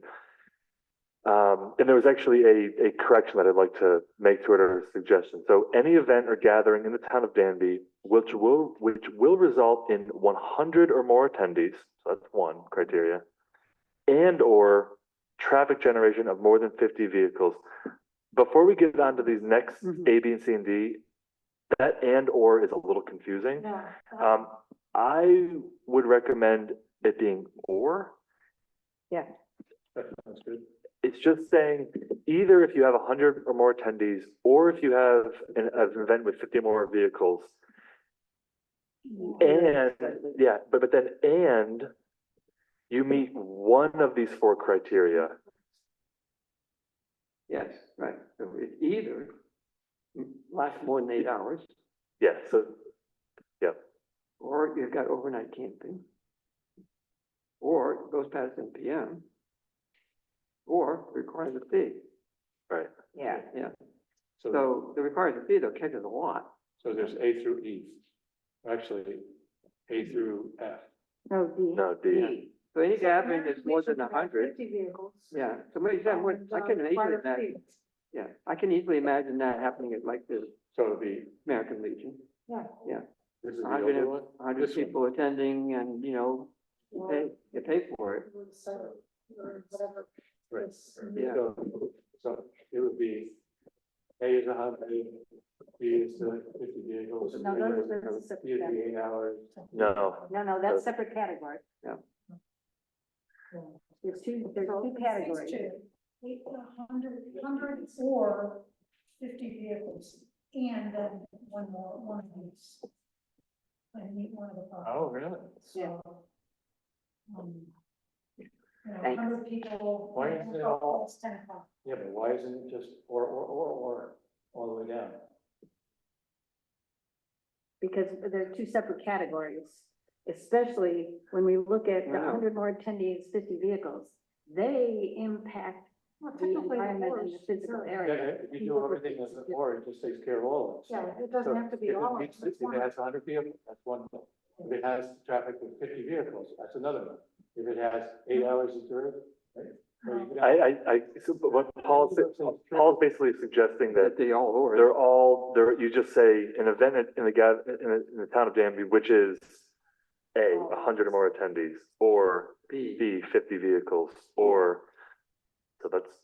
More than So 8 you hours. have more than one of those things checked off, but you're immediately sent to being a special. event. The only, In this case, it means two things have to be checked. yeah, Yeah, it's I more prefer the two restrictive. Right. things. Right, because the only thing with that, Paul, if you think about it, The number of people. yeah, I think if you start to think about what could actually be included in that, it could be a party of 10 people. Driving 50 cars. No, but When if you guys 10 o'clock and charge a fee, they you're all- go past 11 o'clock, then that's becomes a special event, or somebody that might own commercial property and The having, number of people is. cars or traffic, that's. Yeah. Separate categories and That's a- other categories. That's the, That's the threshold above which it becomes a concern. And then there's other categories after that. There gotta be a mass gathering to start with. So. With mass gathering with certain characteristics. And then it has to have one of these other pieces also. Mhm. one more. And that's obviously entirely, I mean, this is up for, this is up for Yeah. discussion. It could be This is the proposal at the 50 moment. people. But we do We have, adjusted it from last time, so this is, we do have businesses in town that could fall into that. fall into which. Well, being a special event. I mean, if we don't have this in here, the exemption. Right. I mean. the stuff happening at the side rate, it would probably work, the stuff Right. happening at the American Legion probably would, right? it would Well, probably and that be a would, special event. and that would be Yeah, qualified as special event. just in thinking about that from an administrative side of things, because as you see, there's a lot to Yes, there is. what Yeah. I've sort of plugged into this, and obviously, a lot of these things can be slashed too. But if the I'm just thinking, it's just hypothetical, if the American Legion had to call up the town every time they were gonna have a chicken barbecue, and get a special event permit and pay a fee and do an application, they would probably stop wanting to do that, or it would just gum up kind of, I think, our process here. So this is, I think, this type of law is really supposed to catch the large event. the really large events, the ones that are just gonna maybe, parking's gonna maybe bleed out into the community and, And it's gonna go on for 3 days, so. right. Well, I mean, we could increase the threshold, 100's not that. big. Depends on where it is. Yeah, it does. Well, Well, where it is gets, Considered. it gets the traffic and the right. parking, so. Right, if there's enough parking.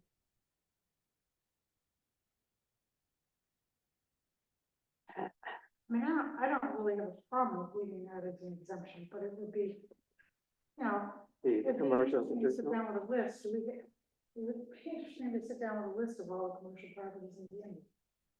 And Well, At least some of them, and make a comparison. I Because think, it's hard to say, what that counts for and what it doesn't account for and whether we want it or not. And then look at how to word it. So we eliminate the ones that we want to be part of this and those that we want to let go. So we need more information about what things, we've given a couple, but would it be useful to know what more possibilities there are so we can answer this question better. I don't think we have to do an exhaustive list, but no, but you do want to think about, what about? yeah. Yeah, like Pat, you brought up the art trip. Yeah. The artists, if they host a, half-day art sale, are they gonna have to fall into this? Or, Steve Courtwright brought up, which might be a rare occasion, but a farm auction. What if, Sapansky Farms has a big farm auction? Would that need to fall into this? What I said is, well, if they keep it under 8 hours, they wouldn't. Oh, that's right. So, but I just think that's a good exercise, Pat. It's just, as you look at this, just think of all the things that have happened over the years, or that you know of, or commercial properties, and Because that's what we're doing right now. We say, what if? Well, we need to look at all those what ifs. yeah, It's not just sitting here saying. yeah, I mean, I like the idea that there could be a farm auction, and we don't want to prevent things like that, but I think what we want to prevent is, huh? And then we wouldn't, except maybe requiring a fee for admission. Well. usually there's no fee for those, but I think you're getting at a point here. I'm trying, but I'm not very good at this because I'm having a lot of trouble with the exemption part, because I'm worried about the real what ifs, the what ifs I'm worried about the loophole what ifs. Of course, yeah. And so I'd like to protect the things like a farm auction, or what I'm concerned about is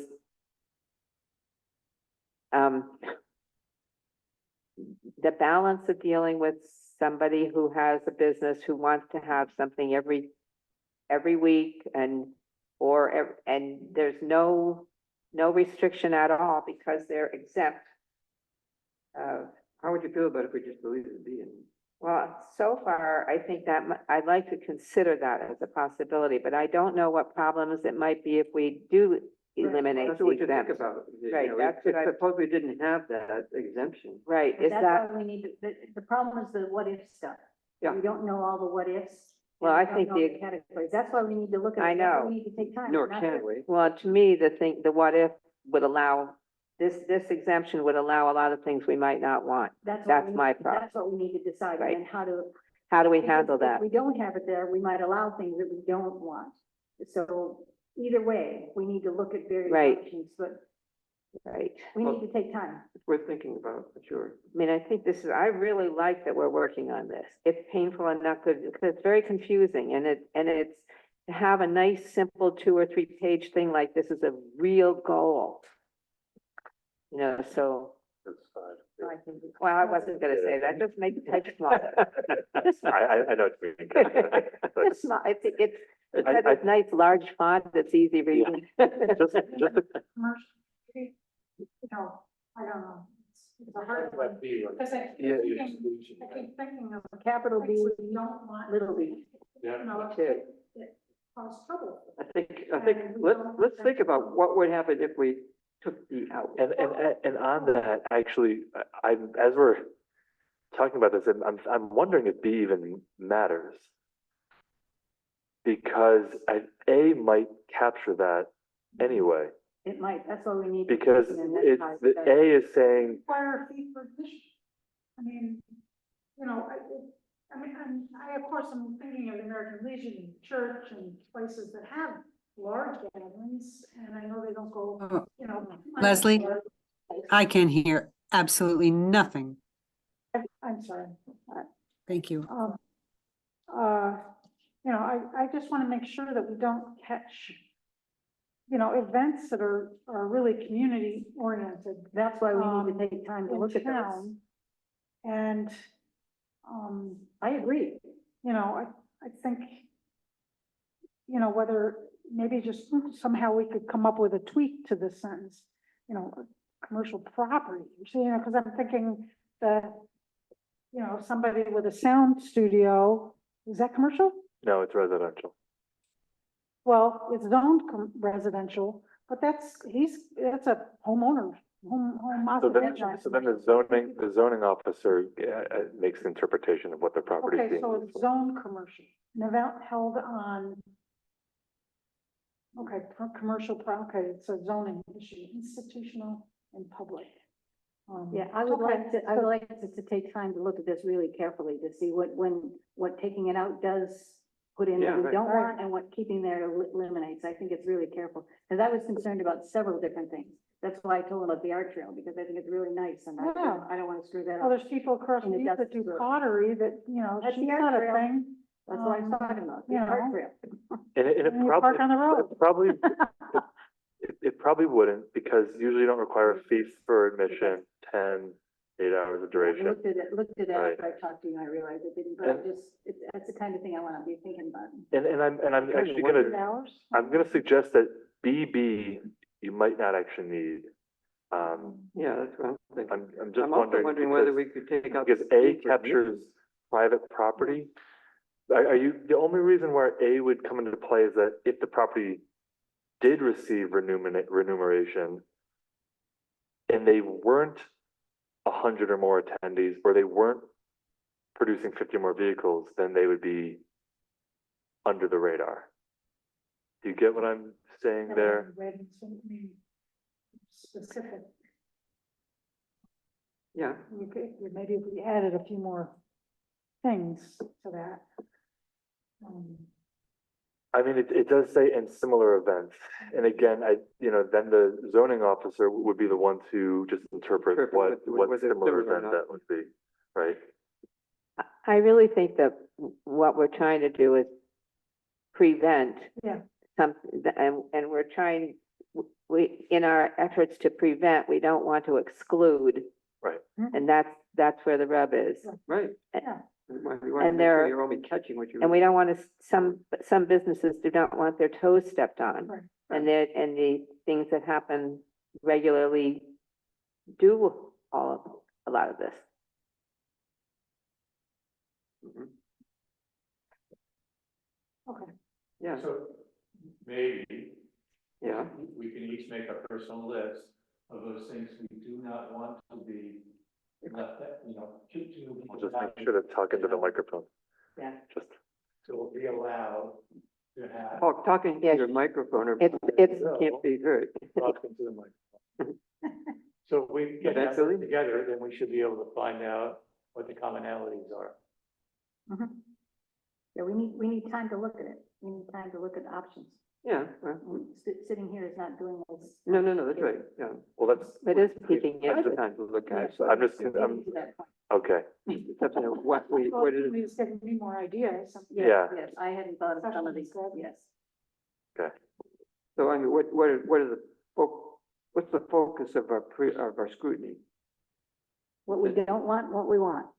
What we want to allow, what we don't want What to allow. what we don't want and what we don't want to I exclude. think, and as you're doing that, can I just make a suggestion? Yes. Is really think about just the impacts. Don't think about the actual business or the use. Right. So that's, I mean, just in where I sit, you really, you can't regulate the operator. Obviously zoning is about uses, but we're just, we're always, concerned about. you really want to look at just the impact. So you're not, comparing this business owner versus that business owner. Oh, yeah. Just think about the impacts and try to be sort of blind to what the operation is. I mean, just as an instance, you might not like festivals. I'm just putting this out there, but just think about the impacts of a festival versus maybe something else as you're going through this exercise. Yeah. That could be positive or negative impacts. So some impacts would be positive for the town. Yes, right. Well, I think this Could be. this is not about We're regulating the positive. I would say just look at the negative impacts. Okay. Yeah. Okay. That's basically what it is. And it's all, I mean, I have to keep reminding myself that, I mean, this is like guiding people towards maybe needing to get a permit. No, it really is. We're not It- eliminating. Yeah, it really is. It's a big deal. Right. This is allowing a path forward because Yeah. right now they're just not allowed. Right, right. But this is actually it's opening a door up, Right. for people to just do this in a legal way. And I don't think Danby's gonna have a lot of them. It is, but, no. And in fact, the person who held the event last year already told me verbally over and over on a phone call that they will not be doing this. I heard they're going to Enfield. We're not. Well, I'm coming to Danby. No. Bought property. And I do like the, part, section 2. I think that addition is good. So the part there is just that, Saying you, oh, yeah, that addition, I think is a good idea. so making the permit application submitted at least 62 Yeah, days yeah, before the right, event, right, yeah. just to give us time and, It's just that, I just want to check this. Some of these things require a site plan approval or a variance. If that was the case, then I think you'd have to make it even longer.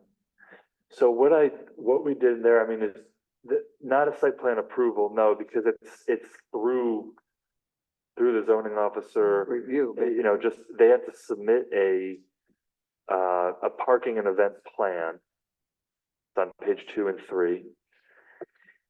And then there are criteria, there's review procedure, and then there's denial of permit application. And there is a process to appeal the denial.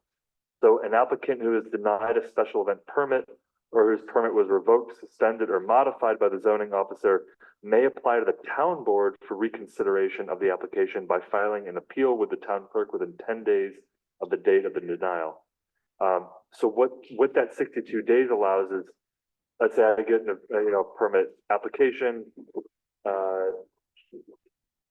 June 1st, they want to hold the event on September 1st.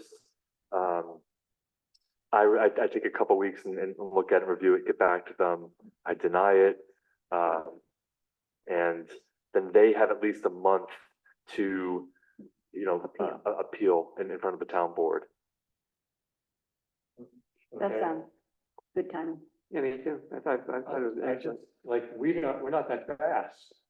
I mean, just today, things get, moved back. We will have everything then, and we will, it's already gone through and been denied with reasons, and then it's appealed to us. We have tons of paperwork. The stuff we have now, we don't have the paperwork on. This we do. We don't have anything now, right? I just realized that this does not move along all that fast sometimes. Yeah. And it sounds great. I mean, I appreciate that.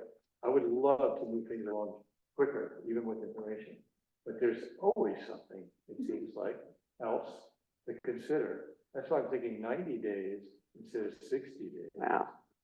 Well, it's a special event, again. And I might add that if there's a problem with timing, if we discover a problem with timing, we can change the law. I don't want to assume that we'll screw it up first. I mean, it is a suggestion from a board member if it's just going to 62 to 90 days. Well, I mean, it's nothing to keep somebody from applying earlier. That's right. That's what I was It's a thinking. special event, so like, Yeah. this guy with the music thing that was generating all this stuff for us. 90 days ahead of time wouldn't have been, should have been, he was planning on this a long time before it Yeah, yeah, occurred. yeah. Easily was planning on it 90 days ahead of time. You could These apply are- 6 these months ahead. Special events are big, well-constructed, well-advertised events. And they come to the town, it's not onerous. 90 days ahead of time, I mean, just think, mean that you use up that money. no, you don't have to. I mean, It could happen quicker. Right. But here's the other thing. If you're It doesn't say at planning an least. event and you're trying to get through the process, you need to get through the process as quickly as possible so that you don't have to like pull your advertising. Yeah, Or- right, Right? right. That's a good point. I mean, but It takes a long time to put these things together. Where's that, where is that? it's right on the first page. It's, section 2B.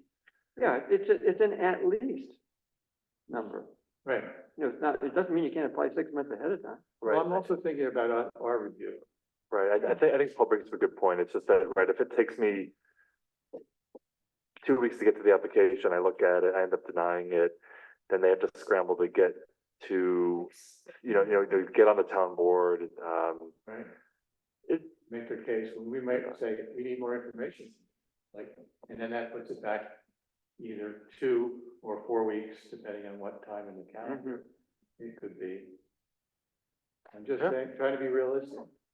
I think, I agree with you, what you're saying, and the other, another approach, which I think we probably could do a little better is when we do, for instance, if we get to something that we're really good about letting people know what permits are required for anything in Danby, the same thing with building and everything, so that people know, if you're planning blah, blah, blah, announcements that maybe get sent quarterly in the news that say, remember, if you're thinking about a special event, you got to get going on it. Remember, if you're going to build a factory, you better get going on it, whatever. Or the alternative is that we make room for us having special meetings to take care of these. Yes, right. That could be Which too. shouldn't happen that frequently either. Yeah. No, I mean, if we do our definitions right, we're not catching a lot of events. Right. They're gonna be a relatively rare thing. Yeah. Sounds good. So you think, Holy mackerel. so you suggest 90 days? I'll just note it down, yeah. Yeah. Okay, so we'll set that aside for the moment then. We're not ready to float. I mean, I don't know how far we're going with this stuff. Yeah, Bring it so back. for right now, I guess, just to be sure, so the feedback I'm hearing, I'm gonna, in the first part, I'm gonna cross off the and, when it says and/or, I'm gonna cross off that and. I'm gonna leave A through D the same. And then, then maybe have this 90 days, but that's about it for right now. And the board is, I'll be here. Potentially delete the BB. And potentially deleting the BB. So at our next discussion, the board will come back with, or having thought about other potential events, really just thinking about the impacts of those and not the use itself. Yeah. And we'll go from there. We'll figure it Okay. out. So, Sounds good. we'll bring it back up again next time. Sorry, so I don't have to come meet with you. This location and description of the first aid station. So that wasn't specifically noted in here, just because every event needs a first aid station. They talked about emergency access, but not that. And I'm still wondering about cleanup, and that I don't want to get, I mean, they have insurance about cleaning something up, but a deposit for cleaning up too, I think it would be reasonable.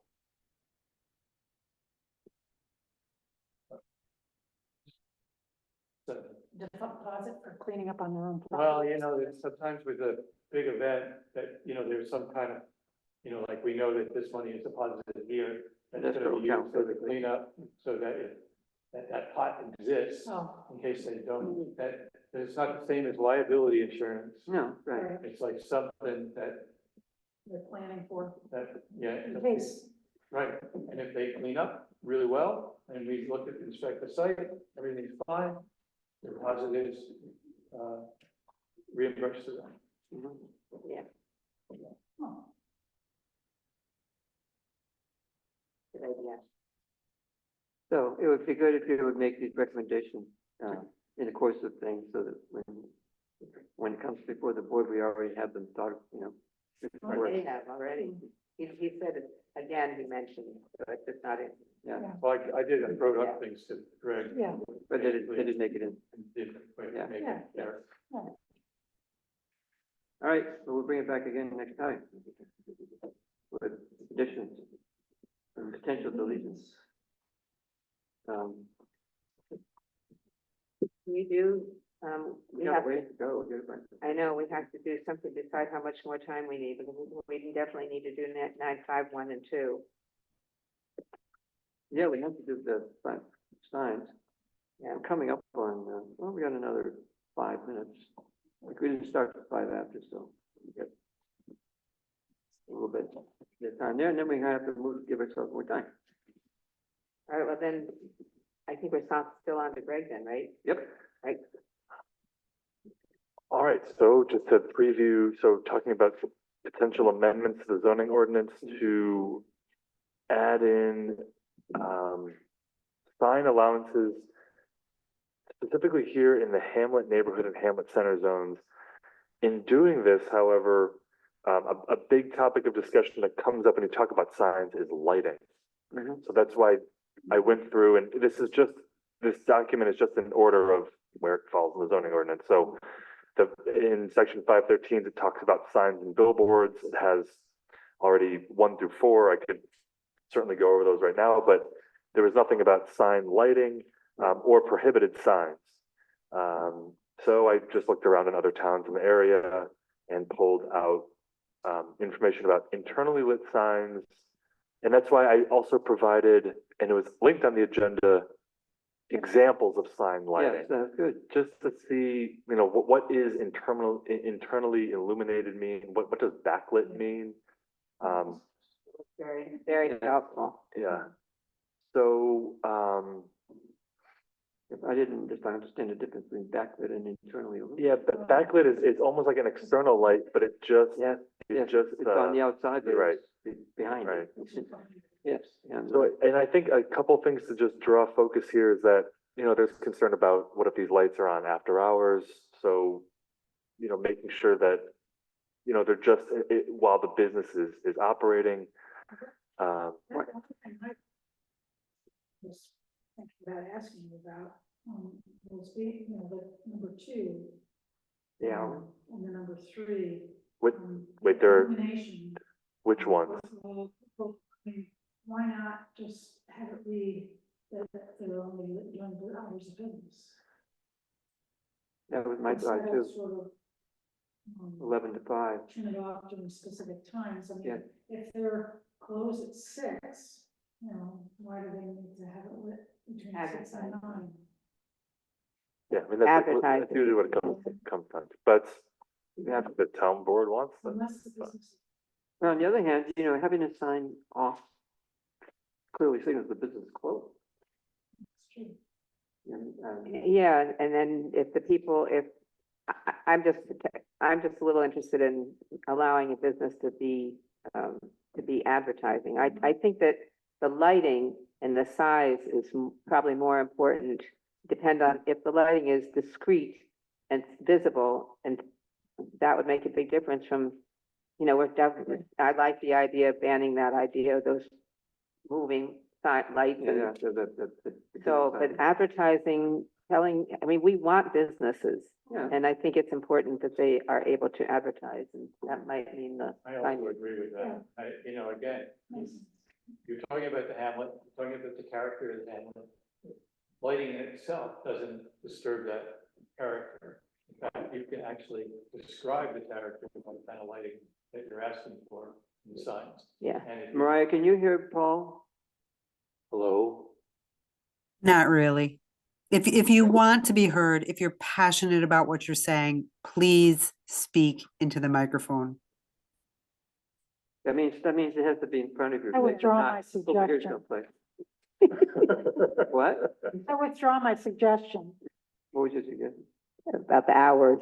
Oh. No, I think it's worth looking at because again, if we want to advertise, I think advertisement. it's important that we have, that people know it, even if it's not there, because the sign could include the hours, and if the sign is lit and says 9 to 4, somebody driving by says, oh, I can come back and I know when they are, which helps.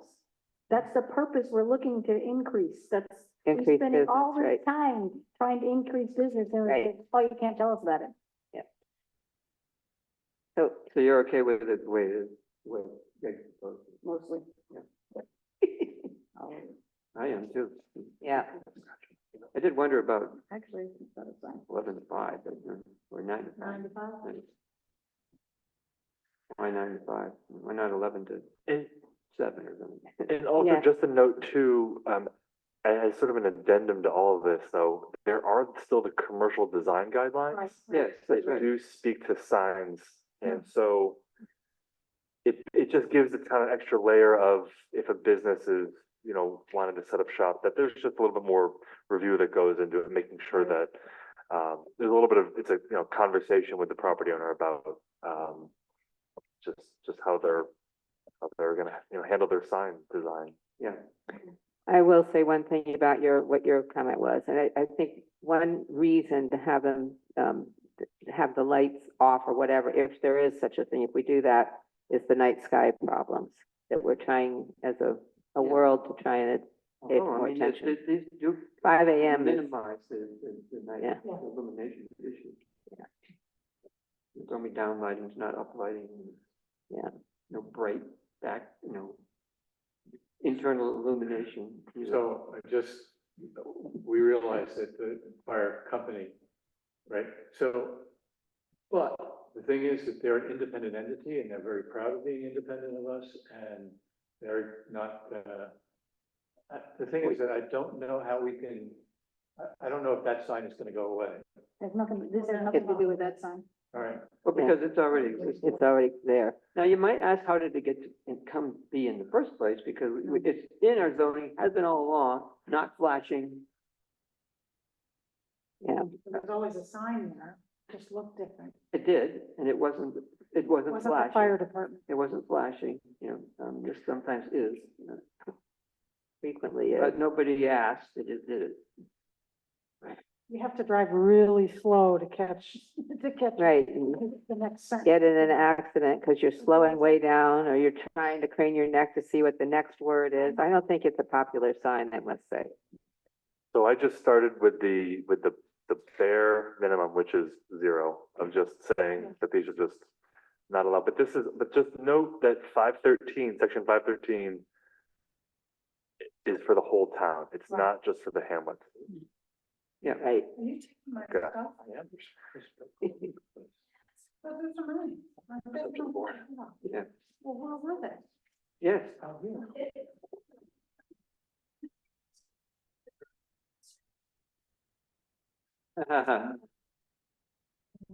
The possibility of the migratory night sky that you were mentioning there are definite dates that, maybe the businesses could work with the town and turn those off for that period, because it is A important. migration time? Yeah, I mean, I that's a know thought. when we have one, or I'm just gonna say positively, when we have one, I'd be happy to turn off for those days, because that is important to me. And I think that I would imagine that Olivia and Karthik could be interested in that too, if it was just a couple of days. I'll have to say, coming up the hill from downtown to the meeting, thought they were crows. There was a migrating, there must have been 200 turkey vultures right over Ithaca College and headed towards town.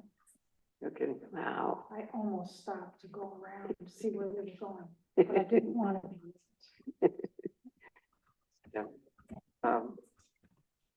So I'm not hearing any serious objections to the way it's currently drafted. We're ready to quote this, and I think we probably should run it by Guy. Right, so the next step, what I would do is I would actually put this language into, just as a track change Word document into the law itself, and then just send it to the guy.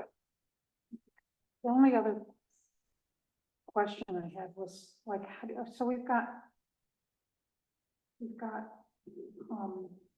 these three sections.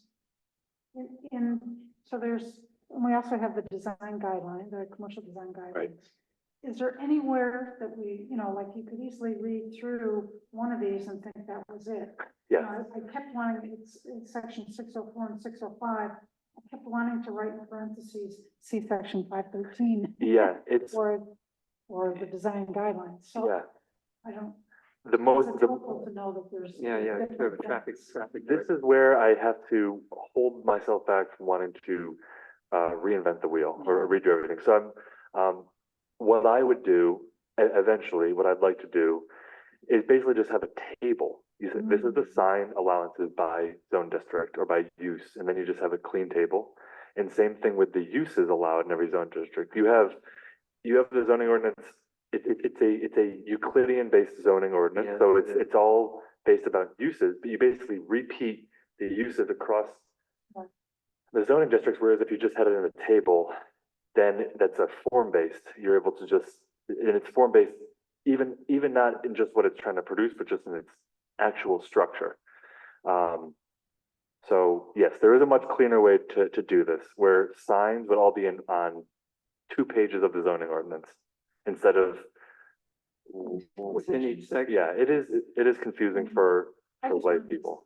to Right, C sections. Don't forget, Yeah. don't forget. Yeah, right. Since you're allowing others to make comments, I'd like to make something really quick. Could you ask the fire department to not have their blinking sign unless it's an emergency? I would think that if we were going to have a tornado, it would be important to have a blinking.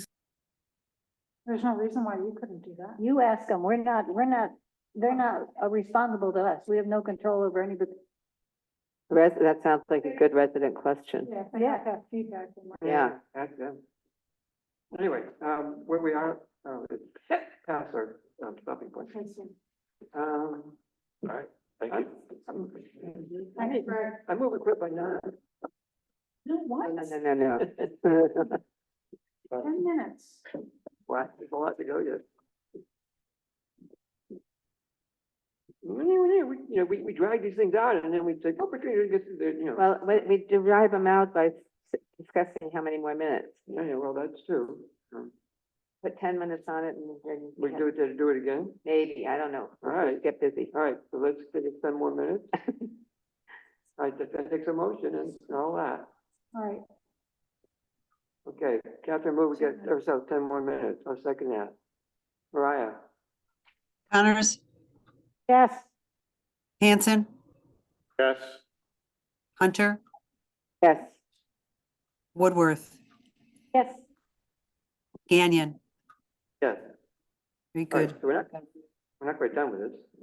There's something of a, of urgency in getting this done. It's going to be useful to Karthik, who wants to get going in May. So, what are you talking Yeah, about? just get to it. I'm talking about the sign thing. Greg's going to run it by God. gonna work it out line by guy. We're gonna wait till the next meeting to schedule a public hearing on the developing local law. Well, it's pretty much, we could schedule a public hearing if Greg thinks it's timely. I mean, nobody has, on the sign, On the signs. I mean, I think, I mean, it would be nice to have this be one of the things that could go in a newsletter. So I mean, we could say that there's going to be a public hearing at the second meeting in April. Yeah, that'd probably work. Okay. That means we'd have to have it in hand, you know, well in advance, but we Yeah. could have it by the next meeting probably. yeah, I think it's so. enough time, isn't it? Mhm. I Yeah, think so. 2 weeks, yeah, Yeah, okay. okay. So I move we schedule a public hearing for the local law that will be drafted for the second meeting in April. which That's is the law and signs. what? I'll second that. First, and the other one's. for you. Second meeting in April. Yeah. Let's go. Okay, Mariah, Connors, Yes, Hanson, Yes. Hunter, Yes. Woodworth, Yes, Gagnon. yes. Thank you. The North Entry proposal,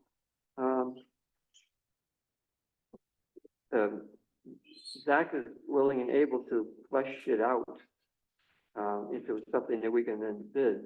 But then talking to Paul, I said, well, why don't we do a simpler thing? If we did a straight shot, it would avoid the need for stairs. At least that was the suggestion. And that would be simple. It would, except that I tried to figure out why I did what I did, and I went back and checked the code. The maximum length, uninterrupted length for a ramp is 30 feet. That's the old code. It changed? Yeah, you should talk to Steve.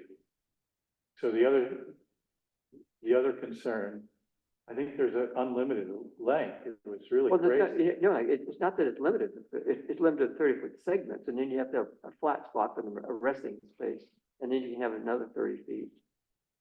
But the 30-foot limitation is that would take 38 feet Right, to come correct. down the grade, which is 8 feet more than you need, and the landing is 5 feet minimum between just two segments, and then you're too far out.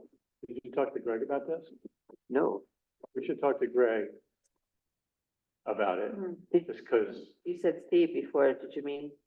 yeah, why would Greg be relevant? Steve is the one who's relevant. I'm sorry, yeah, you meant to. I meant Steve. Okay, yep. Sorry. Greg's the go-to guy, right? So, yeah, Yes, Steve, well, it's true, Steve is too, but, yeah. yeah, yeah, I think then that means we need to get that information back to us, and we should postpone this till next meeting. right. I also think that maybe, I know that this is a board meeting, but maybe we could go outside and actually look at this thing together. So that if you saw where things are gonna end up being, that, it would help you to visualize it, so. that- Yeah, for sure, and I was gonna suggest we do that, but, we would have to done it before the meeting. Have we got Dark. pictures or drawings? So I drew up a fairly. Yeah. Well, the reason I didn't bring the alternative is because it's straightforward. I mean, if you could in fact just ramp it straight down, we just. I want come out great. a drawing of it, and then we can go outside. Right, I drew one up, that's, You're talking about the old drawings? no, not the old No, one, it's a new one. You've got my version. I'll run out. Your version doesn't, it's just one of the group to know. Is that what that This is? version doesn't work, Oh, because I did talk to Greg, that Steve. Steve, and he said that landings are part of the ramp. So the stairs would be part of the ramp, so you can't have those as part of the ramp. You following all that? I am, Okay. but I'm So not that- sure I'd agree, but. Well, that's what It's Steve, law, it doesn't matter what you agree. It's No, not an stairs. interpretation, Pat. this is part of I it. mean, I And read you the code interpret, you interpret, the law interprets. No. Oh, we've already gone through court. You We're using up interpret the our law. minutes. We're The using courts up our interpret the law. The code officer interprets the law, that's his job. Then that's why we're going to the code officer. Yeah. But anyway, but you can disagree with the code officer if, I don't think that's, anyway, I didn't think, I know you said that. You recall I spoke to you about it. Did you Right. talk to Steve I about it just talked to Steve subsequently? today about it. Okay, because I need to So- talk to Steve. But anyway, Yeah, you yours is- should talk- the other way doesn't work either for the reason that I cited, so. And then Zach has got an idea? Well, no, Zach is gonna flesh out, he created a set of specifications for whatever we decide we want to build. And then we can get bids for it, but you can't get bids for it until you create a, set of specs. I mean, you can't just say, what's it gonna cost, you can't ask the company to come and say, what are you gonna cost to build this, without telling them what it is you wanna build. That means telling you, how thick is the concrete, what's the slope, what's the retaining wall, what's the design for the retaining wall that's going to adjoin it. If there's gonna be steps, and railings and so forth, what are the specifications for those things? They need to be written down so that you can ask somebody, okay, here's what we wanna build, what's it gonna Yep, cost? got it. I mean, is Yeah. there any way we can include in here, I mean, we've got a level, it would mean doing something with the two doors. We could do it, that was the alternative, do the We front. got a front, we have a handicap spot right out front. I mean, we've been beating this thing. And you could put that button 2 you're years. talking about out front. We could, You'd have to have 2 buttons. well, to get rid of the inside door, you wouldn't, You mean, which kind of button you're talking about? This is the actuator, Yeah. yeah. That the person can actually. You push the button, the door opens for you. Right. Right. Right. I mean, I think it might be worth Well, finding out how much that would cost. Right, I think that's a good idea. At least have that option in it with the length, I just realized that it's for the length, you just take away some of the parking lot and you got the length with the 2 flat places. So I now realize that. And this one, so one of 2 options, but this one as I remember, you can't have, they have to be able to come in and the door has to be able to close and then that other door. So Yeah, it usually meant we had to use both doors. Yeah, Right, okay. get rid of What do the you door, do then you about wouldn't have fire it. doors? I mean, right there. They have to have access. Yeah, we should have a conversation and see what happens Right, when okay. we get to these doors. Right? So every one of them needs an actuator. Is that what Yeah. you're saying? Yeah, I would say, Unless they're open. yeah, I don't think you get that. Hmm. That's depending on. Yeah, I watched 911 last night. That wouldn't work. Yeah. But it would say, I mean, again, you save money because the actuators, Yeah, right? Well, anyway, so the point is that we, And then the front becomes a whole different, whole wax. right. yeah. That's fair, we're gonna do, what if anything. I always wondered about that. Okay, that sounds like another wish list. So what do we? But I think we should at least find out about the cost of, I mean, it's Yeah. nice to have parking that's flat and right Well, out. I mean, it's already flat, because I know. we had 2 spaces out there at one point. That is what I just said, and Yeah. that's, you just said the same thing I said, yeah. Okay, what's next? So what do we, Check out the What do we want? actuator costs. well, Check with Steve about Yeah. The doors. the and technical what things about what do you whether. do? What would we legal. need, what would we need, what's a requirement for just making that? And then. And then this can be put on hold for a minute, Yeah. Yeah, right, and Okay. on this one where the ramp is, where the ramp turns at a 90-degree angle, I would think you'd still need, guys, handrails. no, because it's not, Steve, I think. It is a ramp. It is a ramp. No, It's not, it's not it's flat. flat. This is what Steve just No, it's not clarified. flat. it's true. Are we talking, it doesn't matter if it's flat or not, the landings are also part of the ramp. And no, Pat's talking about the walk between here and the parking. This probably not, it's level, basically. It is basic, based on if you shoot it, it doesn't matter, we're not doing it anyway. I mean, that, Not yet. Well, I mean, it might not be. we don't have to able answer do that tonight. Although we can make we'll see, anyway, it doesn't work as, Right. yeah. So it seems that Zach said he already talked to Steve about these doors, no? Oh. Yeah, sounds good. I mean, I hesitated to have Zach It would be working out nice to specs for something without knowing what it is. Well, asking, yeah, so what rules can we follow or not, right, Right. yeah. But the actuators, you can get prices on that now. Yeah, probably.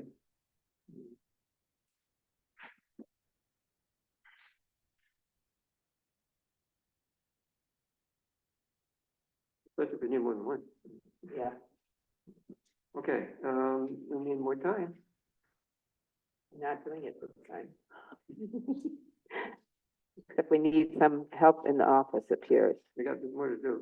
you know, I move 10 more minutes. somebody else has a second. No later than 8:30. Well, that's good. Then. Do I have a second? I'll second this time. Okay. Mariah?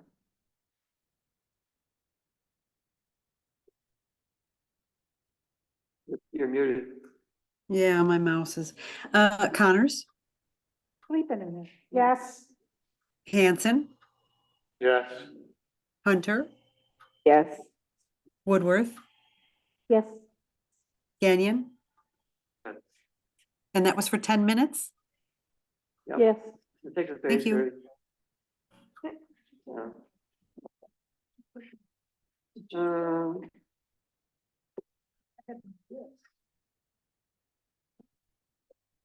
Put on your development specification for next steps and decision making to commit our funds.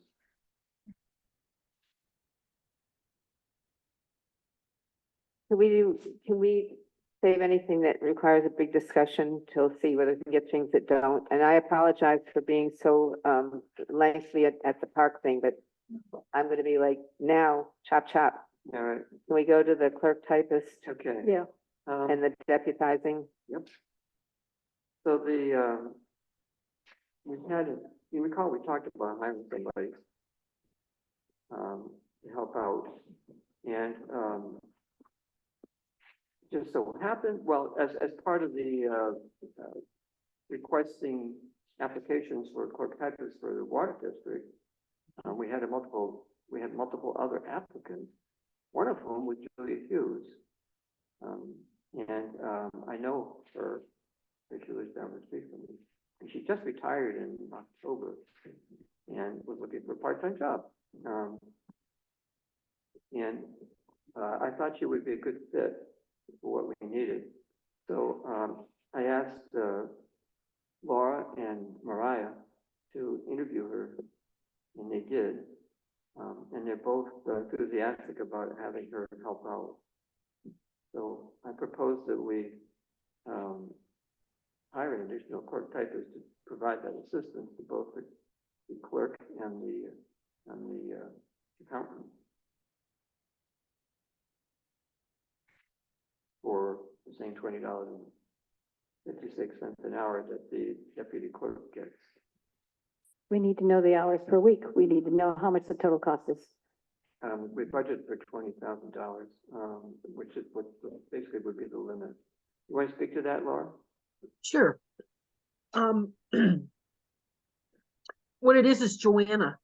Joanna is not, she's still put up into our list of employees, but she's really not interested anymore. She's really got so many other things going on in her life. So we do need help or somebody to help out, but we have $20,000 in that line item for the assistant, to have an accounting assistant, which we could use that $20,000. She would be working somewhere between 15 and 20 hours a week at the $20.56 an hour, which is what the deputy town clerk gets right now. So she would be doing basically what she would really be working on. I feel she's very well qualified. Mariah and I both do. She's a great, lovely person, and that she would be doing the bills. For me, what she would be helping out in the accounting office is doing the bills. And I know that we talked about having another person come in where that's one of their main jobs. And so she would take over going through the bills. I would train her with all of that. Technically, in some ways, then these abstracts would be sort of coming out of the clerk's office, which is where they actually kind of want them to be. But she would be working for the town clerk and us, similar to what Sue McClellan was working.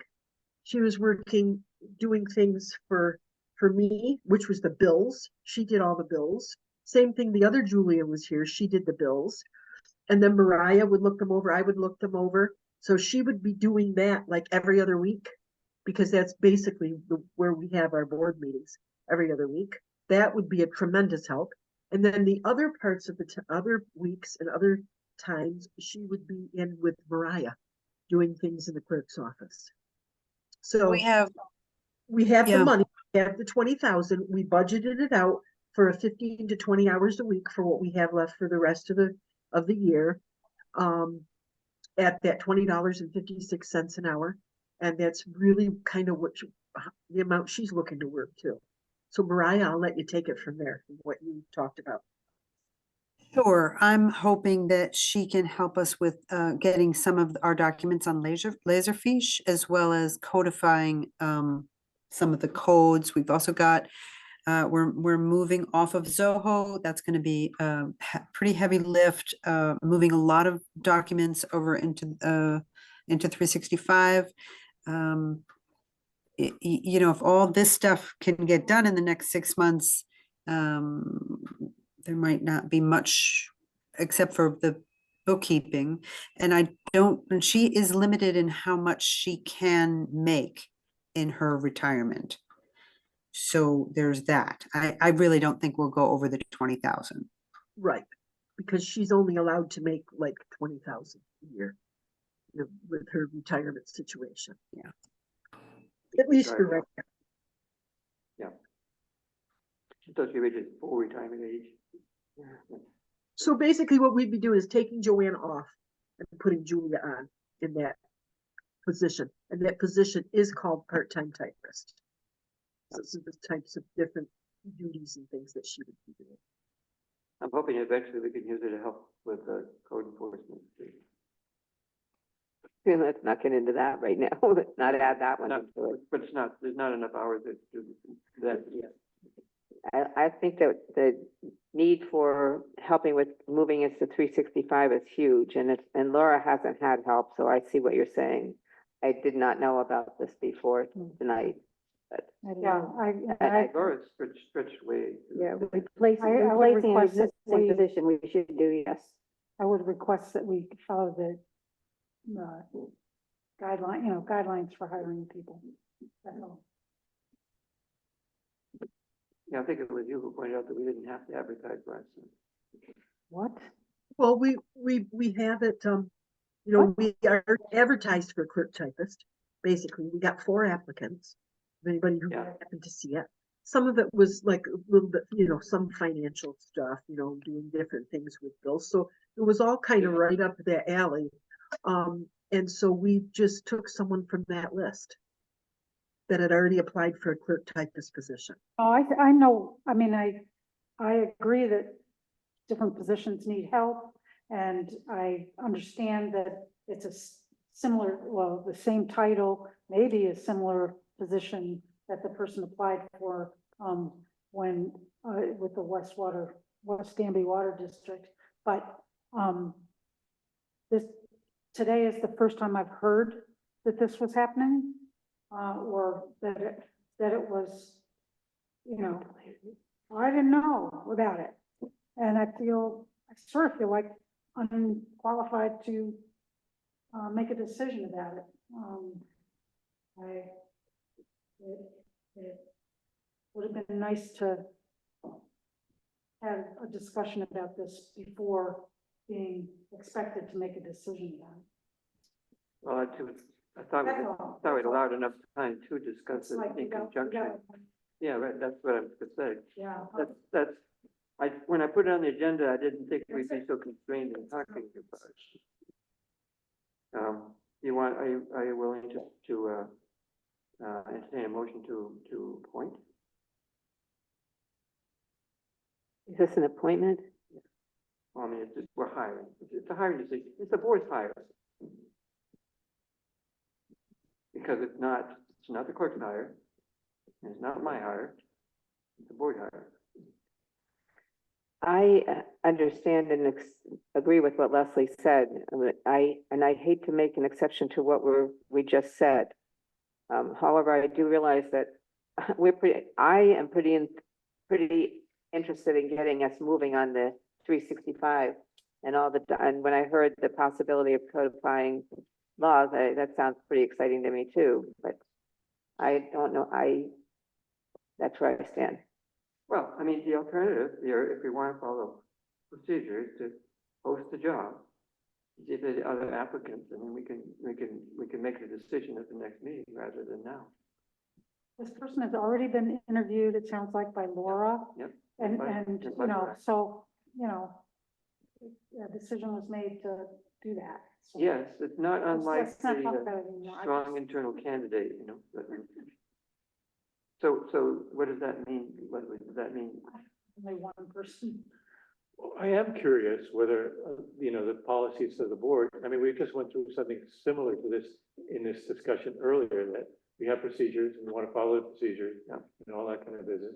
So what happens when we're talking about the park over here not following their own bylaws, and aren't we held to the same,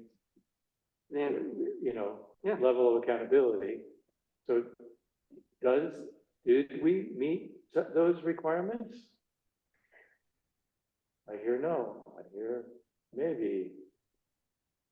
We didn't meet them, although what they're saying is that because it's the same title offering, option, that's not the right word, offering, whatever. It's still a clerk typist. And we advertised for a clerk typist, and we got 4 or 5 people who applied Within for, the last 3 months. yes, Yeah, because we still the water district. West Danby Water, right? It's the same title. So, but we understand we've filled the West Danby Water District. Correct. So this is But- somebody who applied for that. Correct. Yes. But I'm trying to see how it would meet our requirements by saying, because as long as that advertisement did not say West Danby Water District, it didn't say we were looking for just a singular one, that we are actually hiring 2 instead. Does that then feel as if we met our, Seems Well, like we should responsibility. make people know, because there might be other people who are interested in applying. Yep. Who would feel not like- apply to West Danby Water District because they don't live in West Danby and don't know anything about it, but they do know about the town, or maybe things. Yeah. Right? We didn't allow we didn't allow people to do that. No, I think that our policy, which we have to take a look at, is mostly about appointments, not about hire. So I'm not sure it actually speaks to this directly. Well, we're kind of stuck again though. we did put a restriction on what we put in we said that we prefer that the person live in West Danby, which is now, that means anybody in any other part of Danby who might have applied didn't and might still. But But it doesn't mean that this person couldn't I apply. don't think the advertisement said that. It went to the county. The It said advertisement. something. I mean, I think, It might have, but, we had, we only had we had, people from West Danby. apply. Actually, that's 2? true. You're right. You And there did was not another- say it because we had that other person. Yeah, You're right. we had other, We said it in our, yeah. Oh, brother. No, I think this is Laura sort was of the- horses out of the barn, so I move that we appoint the person that Laura and Mariah interviewed. And 15 to 20 hours a week, less than 20,000 a year. I'll second that. We need the hourly rate in there, $20.56 per hour. 56, yeah. Yeah, that wouldn't hurt. It wasn't clear. Laura suggested maybe we didn't even need to have board approval for this because it was already a position.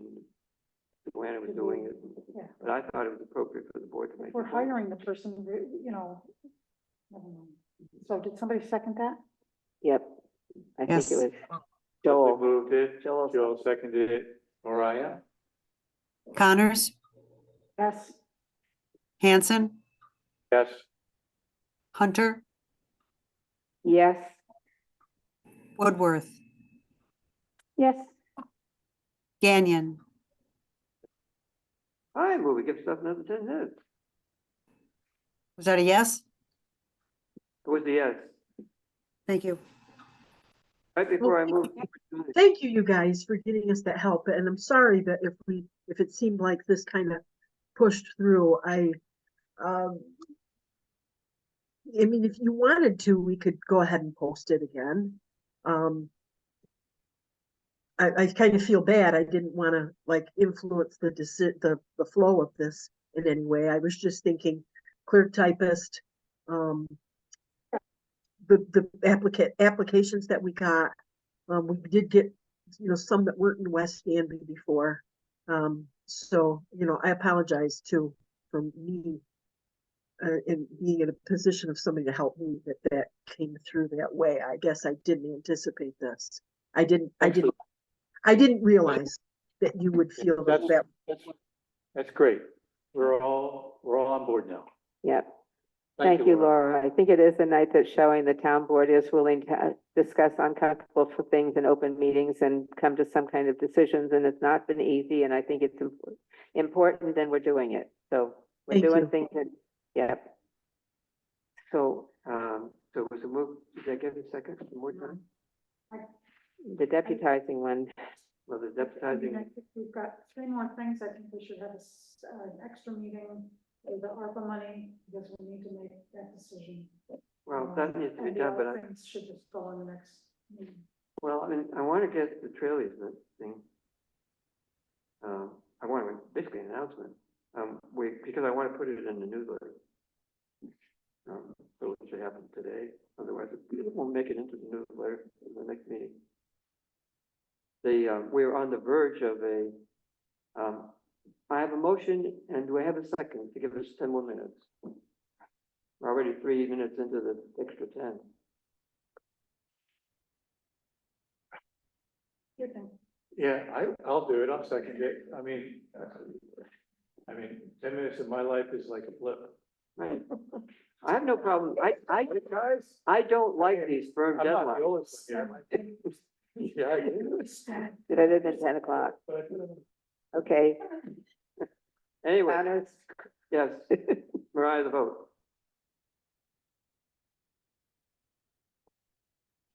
Connors? No. Just the easement? No, no, 10 minutes? 10 minutes, 10 minutes. Connors, that was a no. Yeah, Hanson?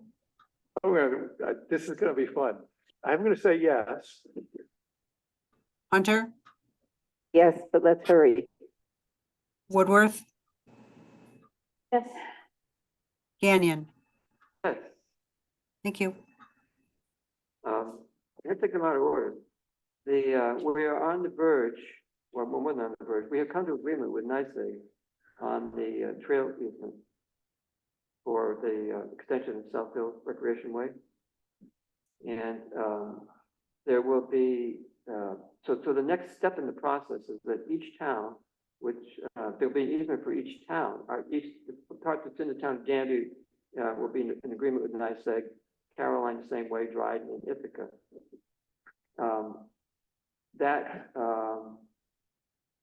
The draft easement for our approval will come, or should come before the board in April.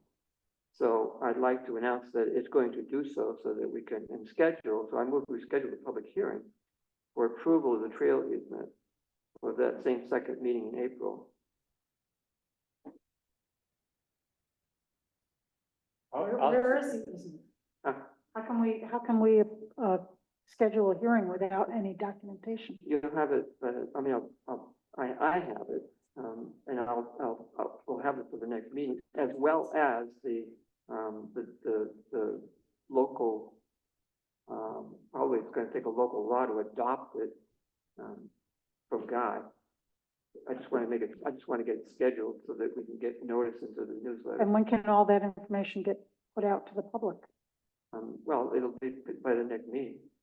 They need to have it before the next meeting, which will be the public hearing? No. No, the public no, hearing for the second meeting in For April. the second meeting. So we'll have all of the paperwork in place by the end of the month. I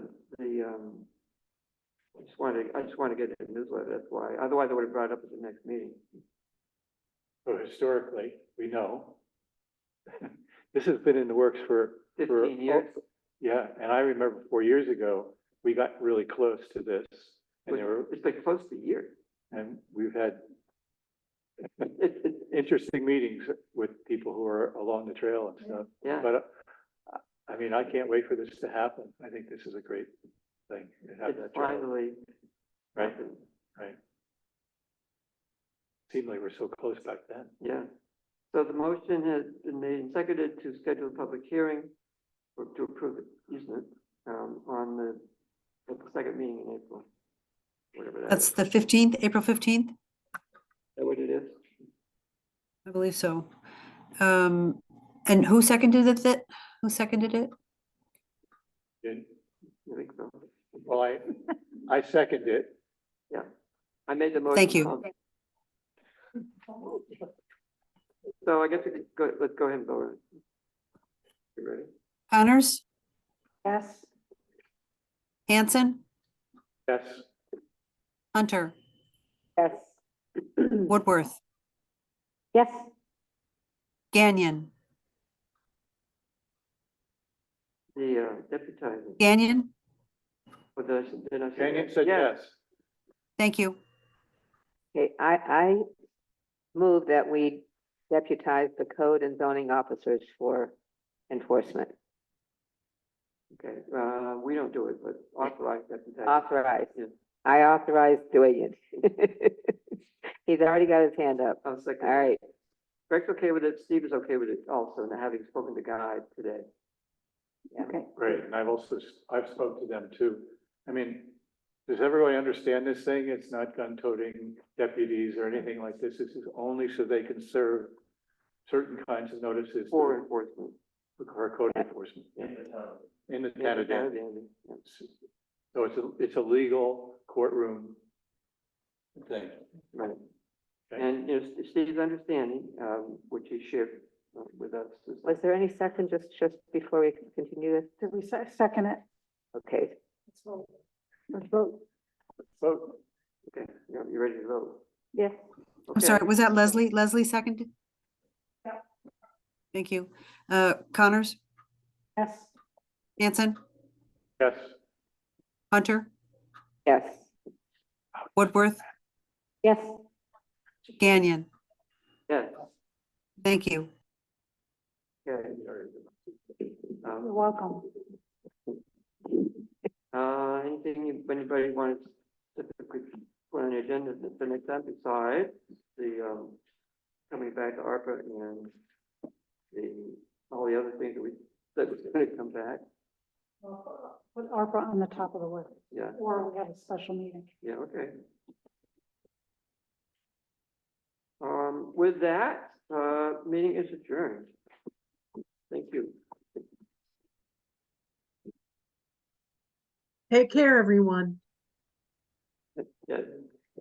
Thank you, Laura. Thank you.